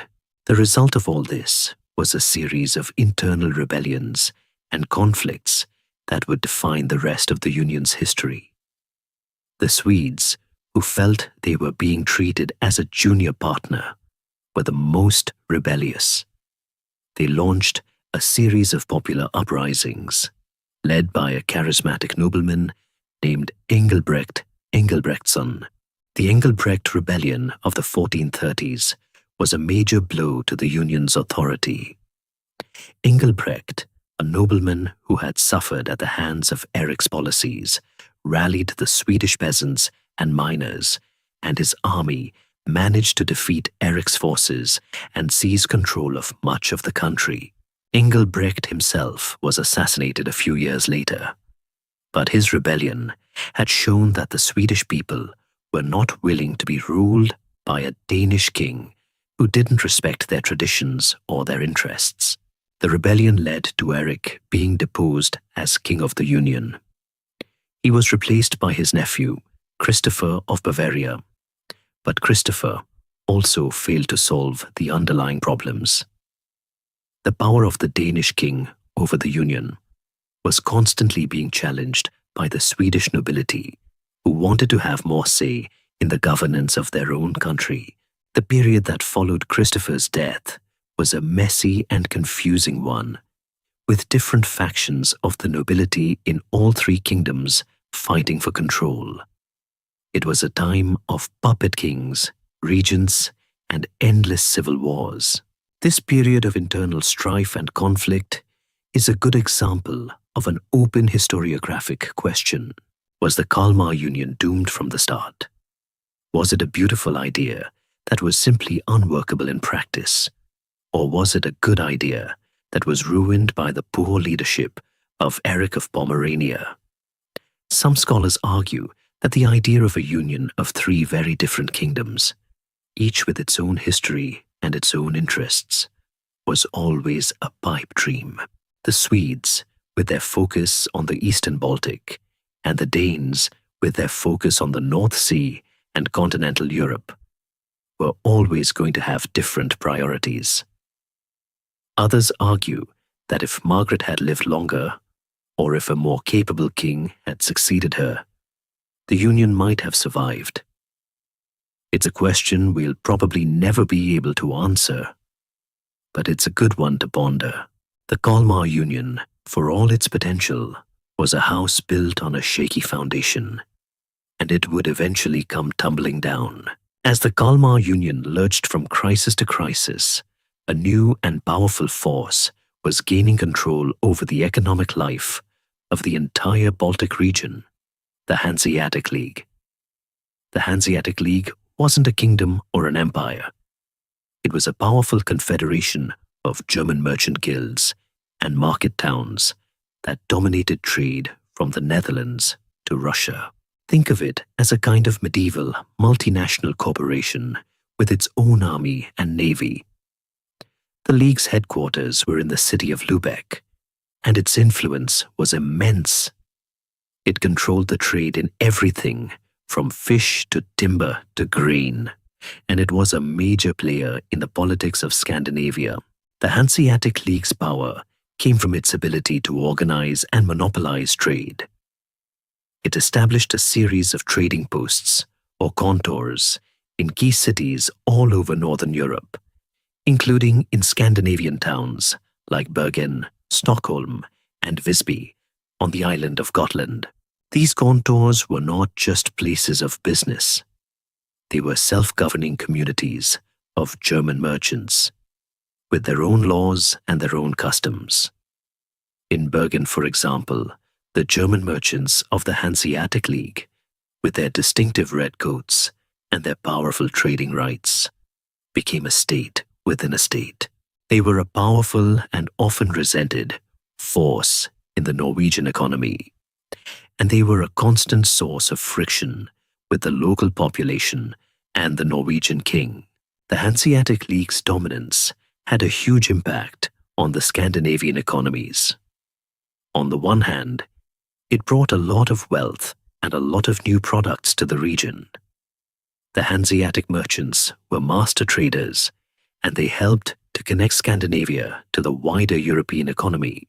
But on the other hand, the League's dominance also meant that the Scandinavian kingdoms often found themselves at a disadvantage. The Hanseatic League was able to use its economic power to extract favorable trade agreements and to pressure the Scandinavian kings. It was a classic case of a powerful economic force dictating terms to a weaker political one. A great example of this power dynamic can be seen in the story of the Danish Hanseatic War of the 1420s. King Eric of Pomerania, the same king who was so bad at running the Kalmar Union, tried to assert his control over the trade in the Baltic by imposing a toll on all ships passing through the Öresund, the strait between Denmark and Sweden. This was a direct challenge to the Hanseatic League's power, and they responded with a declaration of war.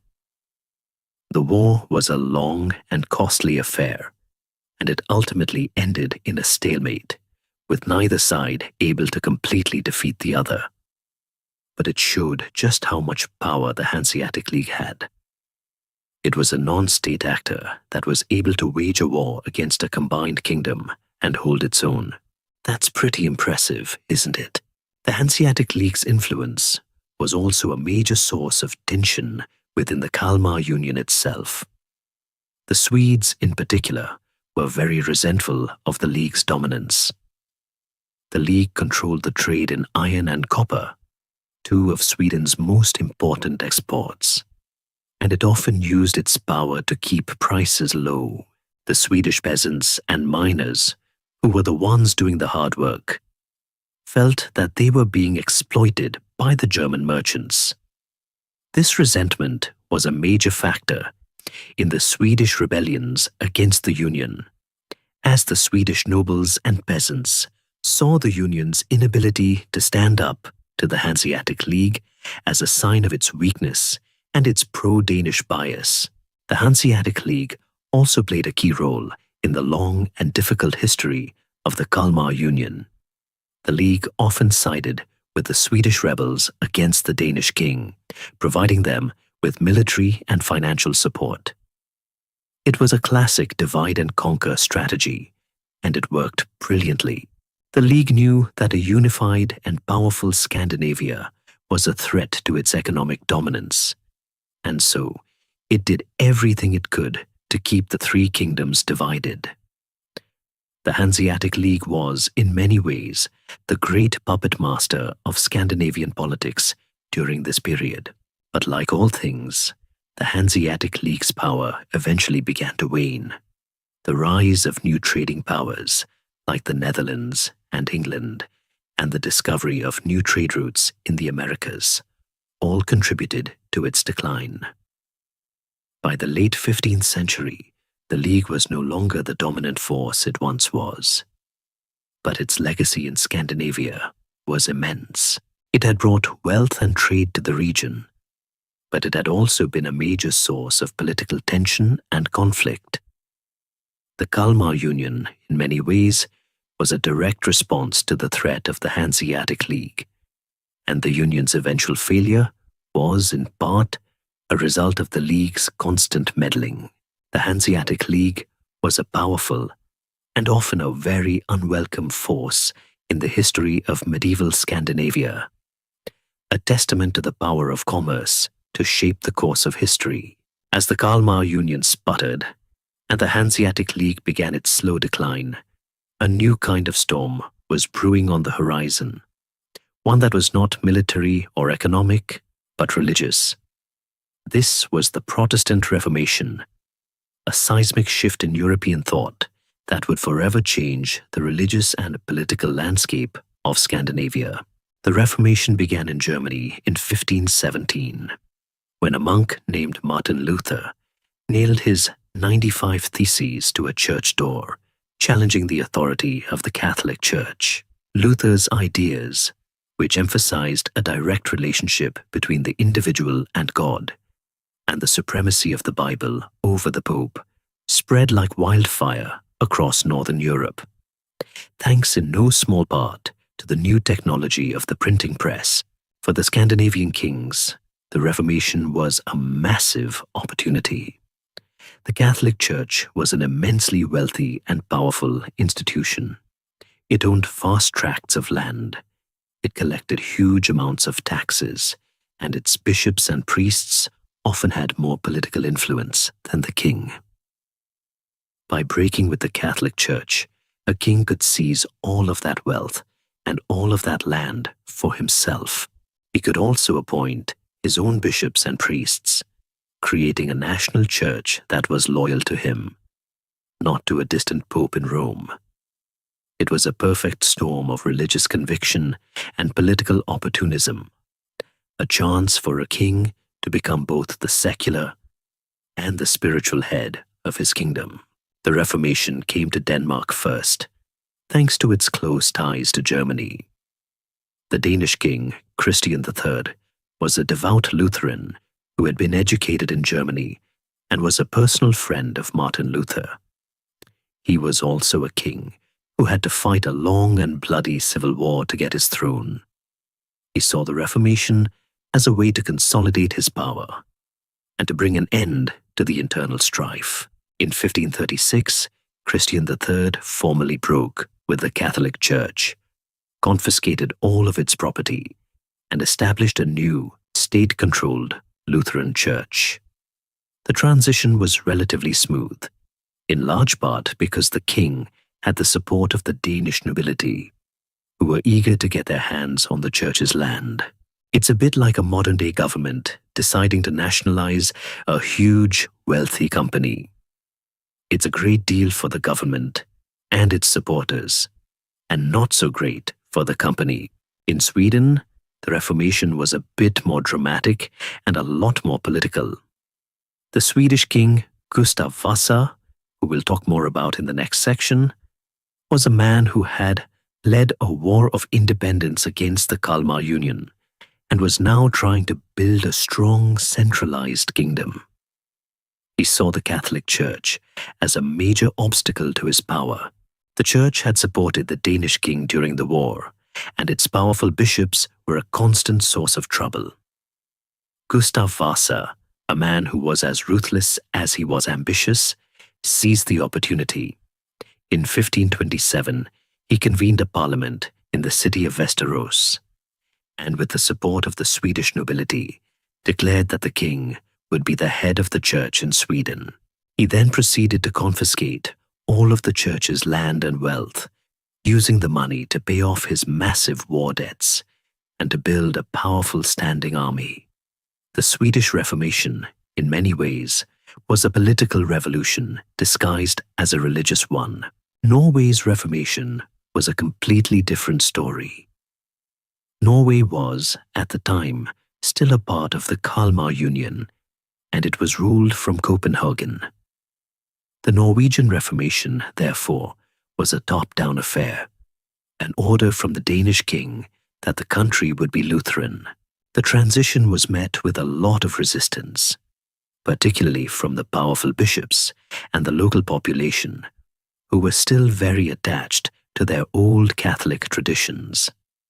The king had to use military force to impose the new religion, and the transition was a slow and often violent one. The powerful Archbishop of Trondheim, a man named Olav Engelbrektsson, led a rebellion against the Danish king, but he was eventually defeated and had to flee the country.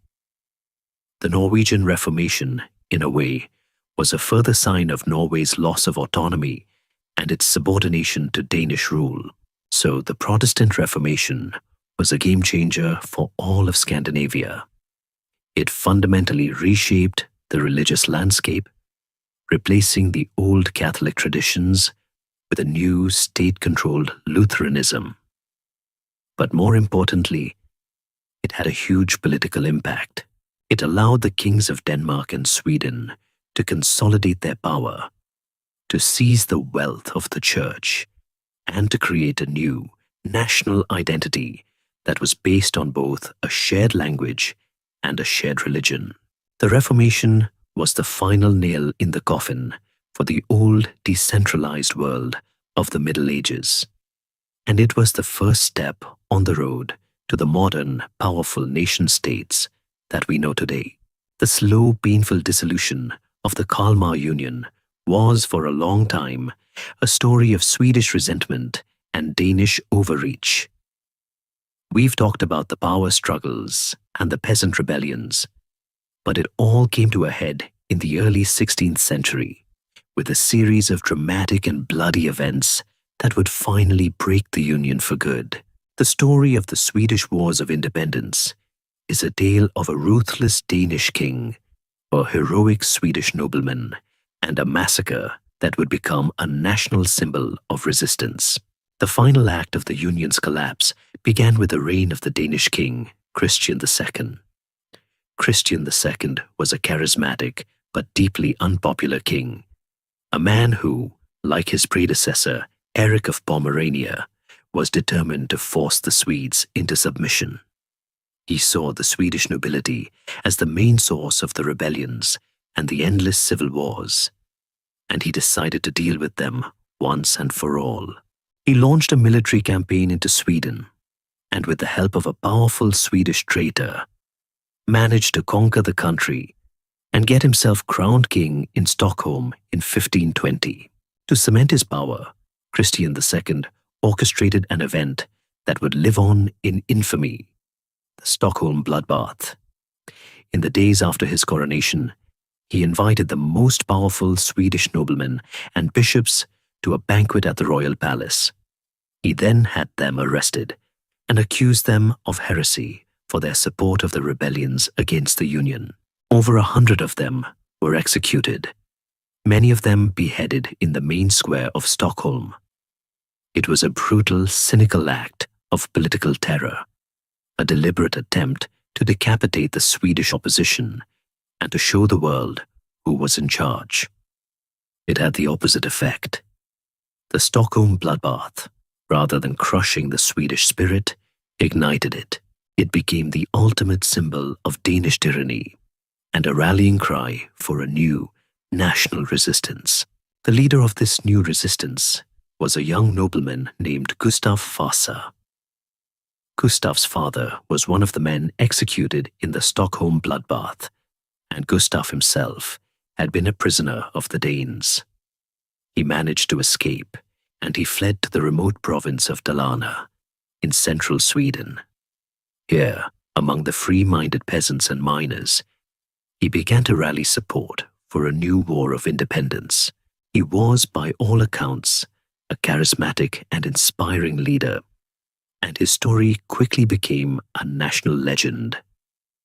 The story of him fleeing on skis and of the men of Dalarna flocking to his banner is one of the most famous in Swedish history. Gustav Vasa's rebellion started small, with just a few hundred men, but it quickly grew. He was a brilliant military strategist, and he knew how to use the terrain and the resources of the Swedish countryside to his advantage. He also had the support of the Hanseatic League, who, as we know, were always happy to see the Danes in trouble. The Hanseatic city of Lübeck, in particular, provided Gustav with military and financial support in exchange for favorable trade agreements. Gustav Vasa's army, with its mix of peasant volunteers and German mercenaries, began to win a series of important battles. The war was a long and brutal one, but it was clear that the tide had turned. Christian II's rule in Sweden was a disaster, and his unpopularity was growing in Denmark and Norway as well. In 1523, the Swedish parliament, the Riksdag, formally elected Gustav Vasa as King of Sweden. The Kalmar Union was, for all intents and purposes, over. But the fighting didn't stop there. Gustav Vasa still had to consolidate his power and to drive the last of the Danish forces out of the country. This he did with ruthless efficiency, and by the end of his reign, he had not only freed Sweden from the Union, but had also created a powerful, centralized kingdom. The Swedish Wars of Independence were a defining moment in the history of all of Scandinavia. They marked the final breakup of the Kalmar Union and the emergence of Sweden as a strong, independent nation-state. The Danish king, Christian II, was eventually deposed in his own country and replaced by his uncle, Frederick the. Norway, which had remained loyal to Christian II, was once again caught in the middle. It would remain a part of the Danish kingdom, but it would lose its last vestiges of autonomy and be reduced to the status of a province. The old dream of a united Scandinavia was now dead, and in its place was a new reality of three separate and often warring kingdoms. With the Swedish Wars of Independence now over, and the Kalmar Union a thing of the past, Sweden was finally free to chart its own course. And the man who would guide it was the same man who had led the rebellion, Gustav Vasa. Gustav's reign from 1523 to 1560 was a period of incredible transformation. He was not just a king, he was a nation builder. He took a country that was poor, divided, and in debt, and he turned it into a powerful, centralized, and prosperous state. He was a ruthless and brilliant politician, and his legacy is immense. A man who, in many ways, is the father of modern Sweden. Gustav's first order of business was to consolidate his power. He had come to the throne on the back of a peasant rebellion, and he knew that his power was not yet secure. He had to deal with the powerful noblemen who still resisted his authority, and he had to put down a series of internal rebellions from peasants who felt that they had not been rewarded enough for their role in the War of Independence. Gustav was not a man to mess with. He used a combination of political cunning and brute force to crush his enemies, and he established a strong, centralized government that was loyal to him. He was a king who was not afraid to get his hands dirty, and he was not afraid to make a few enemies along the way. One of Gustav's most significant achievements was his role in the Protestant Reformation. As we've discussed, he saw the church as a major obstacle to his power and a source of incredible wealth. He used the Reformation as a political tool, a way to seize the church's land and property, and to get the money he needed to pay for his wars and to build his new state. He also used the Reformation to create a new national church that was loyal to him, not to the Pope. He appointed his own bishops and priests, and he translated the Bible into Swedish, which helped to spread the new faith and to standardize the Swedish language. It was a brilliant move, a perfect marriage of political and religious ambition. Gustav Vasa also completely overhauled the Swedish economy. The country was, at the time, still very much a poor agrarian society. He introduced new taxes, he created a royal navy, and he encouraged trade and commerce. He was a master of finance, and he managed to pay off his massive war debts and to build up a huge royal treasury. He even, according to one story that is probably not true, sent a letter to the King of England, Henry VIII, offering to sell him a few of his old warships. It's a fun story that shows Gustav's pragmatic, very businesslike approach to being a king. He was a man who understood that a strong state needed a strong economy, and he was willing to do whatever it took to get it. But Gustav's legacy wasn't just about money and power. He was also a great patron of the arts and sciences. He established the first Swedish royal library, and he encouraged the study of history and the Swedish language. He was a king who understood the power of culture to forge a national identity. He was, in many ways, a Renaissance prince, a man who was as comfortable with a book as he was with a sword.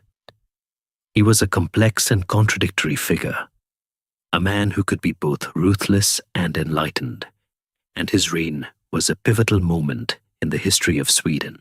Gustav Vasa's legacy was also in his role in establishing the hereditary monarchy. Before his time, the Swedish monarchy had been an elective one, with the king being chosen by the parliament. This had been a constant source of civil war and instability. Gustav, with his newfound power, managed to have his sons declared as the legal heirs to the throne, and the Swedish monarchy became a hereditary one. This was a massive change, and it helped to bring a sense of stability and continuity to the Swedish state. So Gustav Vasa's reign was a period of incredible change. He had not only freed Sweden from the Kalmar Union, but had also, in the process, created a new, powerful, and independent nation-state. He was a man who had come to power on the back of a rebellion, and he had used that power to build a kingdom that would, in the centuries to come, become a major European power. The old decentralized world of the Middle Ages was now a thing of the past, and a new, centralized, and very modern state was taking its place. While Sweden was busy becoming a new, independent nation-state under the guiding hand of Gustav Vasa, the other two Scandinavian kingdoms, Denmark and Norway, were a different story. The final collapse of the Kalmar Union did not mean that Denmark and Norway went their separate ways. Instead, Norway, which had remained loyal to the Union, found itself in a new and much less equal political partnership with Denmark. This was the start of the Dano-Norwegian Union, a long-lasting and often difficult political marriage that would endure for centuries. The Dano-Norwegian Union was, from its very beginning, an unequal partnership. Denmark, which had a much larger population and a more powerful economy, was the senior partner. Norway, which had been a part of the Union for so long, had lost its royal line, and its most powerful noble families were either gone or had been absorbed into the Danish nobility.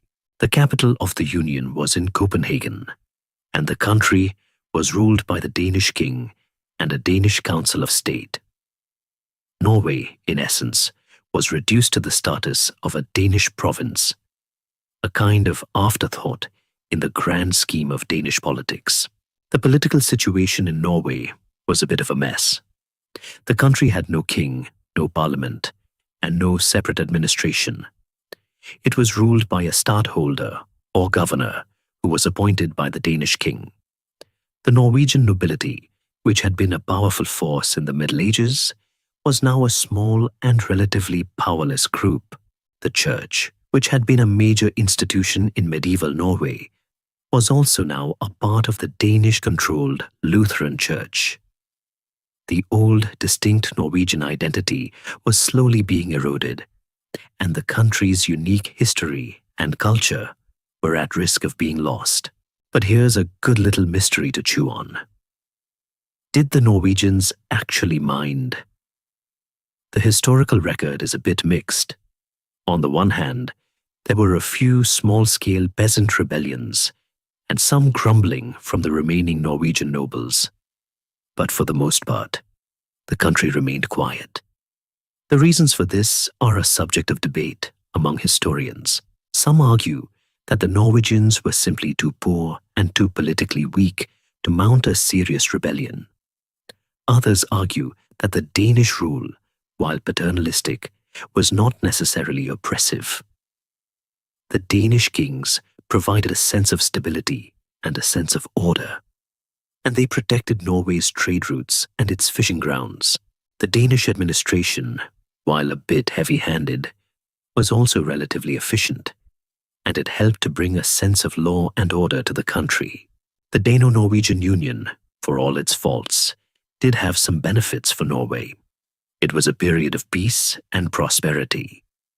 The Danish kings, with their powerful navy, were able to protect Norway's long coastline from pirates and other invaders. The Danish administration also helped to modernize Norway's legal and political systems. The country was, in a way, being dragged, kicking and screaming, into the modern world. The Dano-Norwegian Union was also a cultural melting pot. The Danish language, which was the language of the court and the administration, had a huge impact on the Norwegian language, and many Danish customs and traditions were adopted by the Norwegian people. But this period also saw the rise of a new kind of Norwegian nationalism, a quiet intellectual movement that was centered around the preservation of Norwegian history and culture. Scholars and poets began to write about the old Viking sagas, the medieval Norwegian kings, and the unique beauty of the Norwegian landscape. They were, in a way, trying to remind the Norwegian people of who they were, and of the long, proud history that they had. This movement, though it was small at first, would eventually grow into a powerful force that would, in the 19th century, lead to a full-blown independence movement. So the Dano-Norwegian Union was a complex and fascinating period in the history of Scandinavia. It was a time of both stability and stagnation, of both cultural exchange and the loss of autonomy. It was a period where one kingdom, Norway, was slowly being absorbed into another, Denmark. But it was also a period where a new kind of national identity, a quiet, intellectual nationalism, was taking root. The Dano-Norwegian Union was not a story of a glorious union, but of a long, difficult political marriage, a story that would eventually, after many centuries, end in a quiet and peaceful divorce. The Kalmar Union, the beautiful and ambitious project of Queen Margaret Thorn, had survived for over 120 years, but it was a union in name only.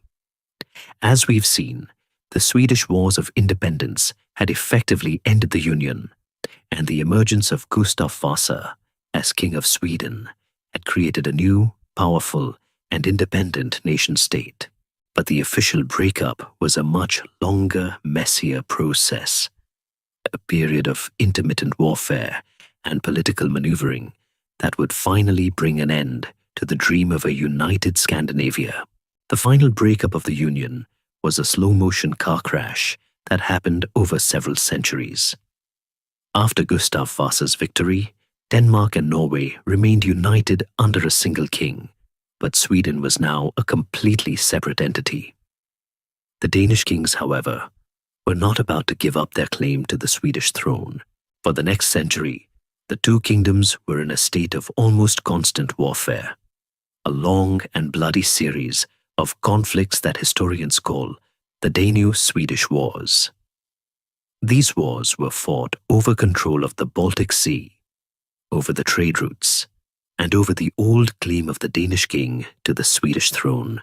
It was a vicious, no-holds-barred conflict, a bit like two divorced parents who are still fighting over who gets the kids.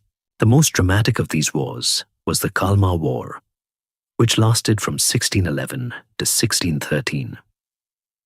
The war was started by the young and ambitious Danish king Christian IV, who, like his predecessors, wanted to reassert Danish dominance over the Baltic. He launched a surprise attack on the Swedish border town of Kalmar and quickly seized control of the city. The Swedes, who were still a relatively new and not so powerful kingdom, were caught off guard. The Danish king, in his hubris, had a grand vision of a renewed Kalmar Union, and he believed that he could force the Swedes back into the fold. But the Swedish king at the time, Gustavus Adolphus, was a military genius. He was a young and brilliant ruler who would, in a few years, become one of the most famous generals in European history. He was not about to let his kingdom be swallowed up by the Danes. He fought a long and bloody defensive war, and he eventually managed to force the Danes to a peace treaty. The treaty was a bit of a mixed bag for Sweden. They had to pay a huge indemnity, but they did not have to give up their independence. The Kalmar War was a major turning point. It showed that Sweden was no longer a junior partner, and that it was a military power in its own right. The old dream of a Danish-led union was now dead for good. The final nail in the coffin for the Kalmar Union was the rise of Sweden as a true great power. In the 17th century, under the leadership of Gustavus Adolphus and his successors, Sweden became a military juggernaut. It conquered vast territories in the Baltic, in Germany, and in Russia, and it became the dominant power in Northern Europe. This period, known as the Swedish Empire, was a time of immense military glory and immense wealth for Sweden. The Danish kings, who had once been the masters of Scandinavia, were now relegated to the sidelines, a kind of spectator watching their old rival become the new boss. The legacy of the Kalmar Union was also a cultural one. The Union, for all its political failures, had created a shared sense of Scandinavian identity. The three kingdoms, with their shared history and their similar languages, were still, in many ways, a single cultural entity. This sense of shared identity would, in the centuries to come, be a major force in the rise of a new kind of Scandinavianism, a political and cultural movement that sought to bring the three kingdoms together in a new, more peaceful way. But that was for the future. For now, the old union was dead, and in its place was a new reality of three separate and often warring kingdoms. And here's a little historical footnote for you. The flag of the Kalmar Union, which was a yellow cross on a red background, was used as a symbol of unity and a symbol of Danish power for many years. But after the breakup of the Union, it was largely forgotten. Today, it is a kind of historical curiosity, a reminder of a time when the dream of a united Scandinavia was a real and often a very bloody thing. The Kalmar Union, for all its faults, was a beautiful but ultimately unworkable idea, a kind of medieval political experiment that failed. But its legacy, in the form of the independent nation-states of Denmark, Norway, and Sweden, would live on for centuries to come. While Sweden was rising to great power status, the Dano-Norwegian Union, the political marriage that was forged in the aftermath of the Kalmar Union's collapse, was still going strong. But going strong is a bit of a subjective term here. It was, in many ways, a lopsided affair, a partnership where one partner, Denmark, was clearly the dominant one. Norway, as we've discussed, had lost its autonomy, its royal line, and its most powerful nobility. It was, for all intents and purposes, a province of Denmark, and its history for the next several centuries would be one of quiet subordination and slow but steady decline. The Dano-Norwegian Union was a peculiar entity. It was a union of two kingdoms under a single king, but it was ruled entirely from Copenhagen. The official language of the court and the administration was Danish, and the most important positions in government and the military were held by Danes. The Norwegian economy, which was based on fishing and forestry, was heavily taxed to fund the Danish king's expensive wars and his lavish court. Norway, in essence, was a cash cow for the Danish crown, a kind of colonial outpost that was exploited for its natural resources. But this period also saw a quiet cultural flourishing in Norway. With no king and no capital city, the country's cultural life became centered around its small towns and its rural communities. Norwegian artists, writers, and scholars, though they were often educated in Denmark, began to write and think about Norwegian history and culture.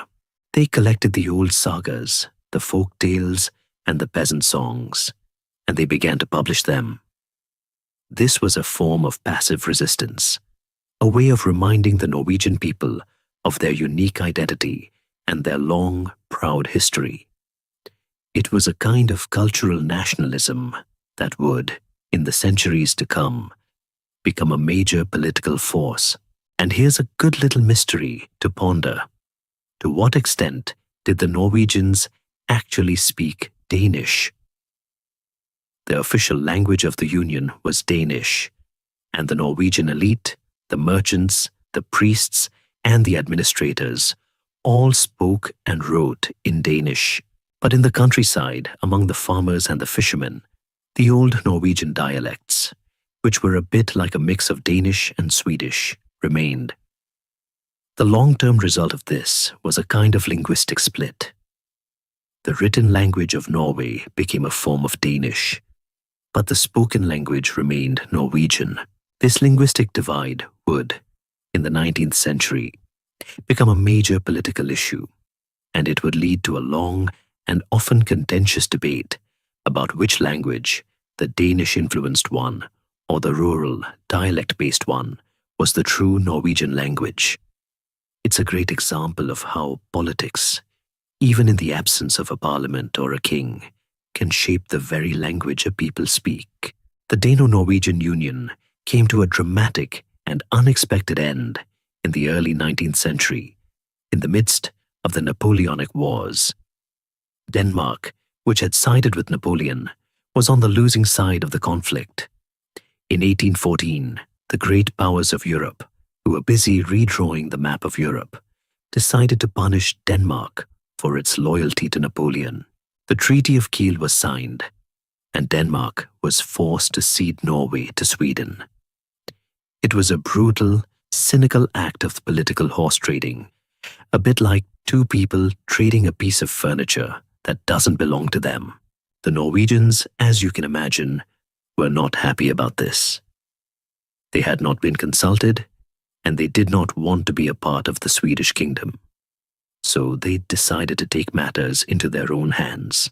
A group of Norwegian politicians and noblemen convened a national assembly in a town called Eidsvoll, and they drew up a new constitution, a beautiful and very modern document that was based on the principles of the American and French revolutions. They then elected a Danish prince, a man named Christian Frederick, as their new king. It was a bold and audacious act of defiance, and it was a direct challenge to the great powers of Europe. The Swedes, however, were not about to let this stand. A Swedish army, led by the crown prince, a man named Jean-Baptiste Bernadotte, a former French general who had been adopted by the Swedish king, invaded Norway. The war was short and largely bloodless, and the Norwegians, who were no match for the professional Swedish army, were forced to capitulate. But the Swedish king, to his credit, was not a tyrant. He agreed to accept the new Norwegian constitution, and he agreed that Norway and Sweden would be a union of two equal but separate kingdoms. The Dano-Norwegian Union was officially over, and in its place was a new and much more equal Swedish-Norwegian Union. This was a major turning point, a final act in the long and difficult history of the Kalmar Union, and it was a new beginning for Norway. We have now reached the end of our journey, a long and winding road that has taken us from the dawn of the Viking Age to the final breakup of the great Scandinavian unions. But before we drift off to sleep, let's take a moment to reflect on the enduring legacy of this period. The medieval history of Scandinavia was a story of fierce warriors, ambitious kings, and a constant struggle for power and independence. But it was also a story of trade, of cultural exchange, and of a slow but steady integration into the wider European world. The legacy of this period is not just in the ruins of the long forts or the pages of the sagas. It is in the very fabric of modern Scandinavia, in its culture, its language, and its political institutions. The most obvious legacy of the medieval era is in the languages. Danish, Norwegian, and Swedish are all North Germanic languages, and they are so similar that speakers of each can often understand each other. This is a direct result of their shared history, of the centuries they spent as part of the same kingdom and the same cultural sphere. But the languages are also subtly different, a reflection of their distinct histories. The Norwegian language, with its mix of Danish and Old Norse, and its ongoing debates about which version is the real one, is a perfect example of this. The languages are, in a way, a living testament to the long, difficult, and intertwined history of the three kingdoms. The political institutions of modern Scandinavia are also a direct result of the medieval era. The strong, centralized monarchies of Denmark and Sweden, which were forged in the fires of the Reformation and the Great Wars, were a direct result of the efforts of men like Gustav Vasa and Christian IV.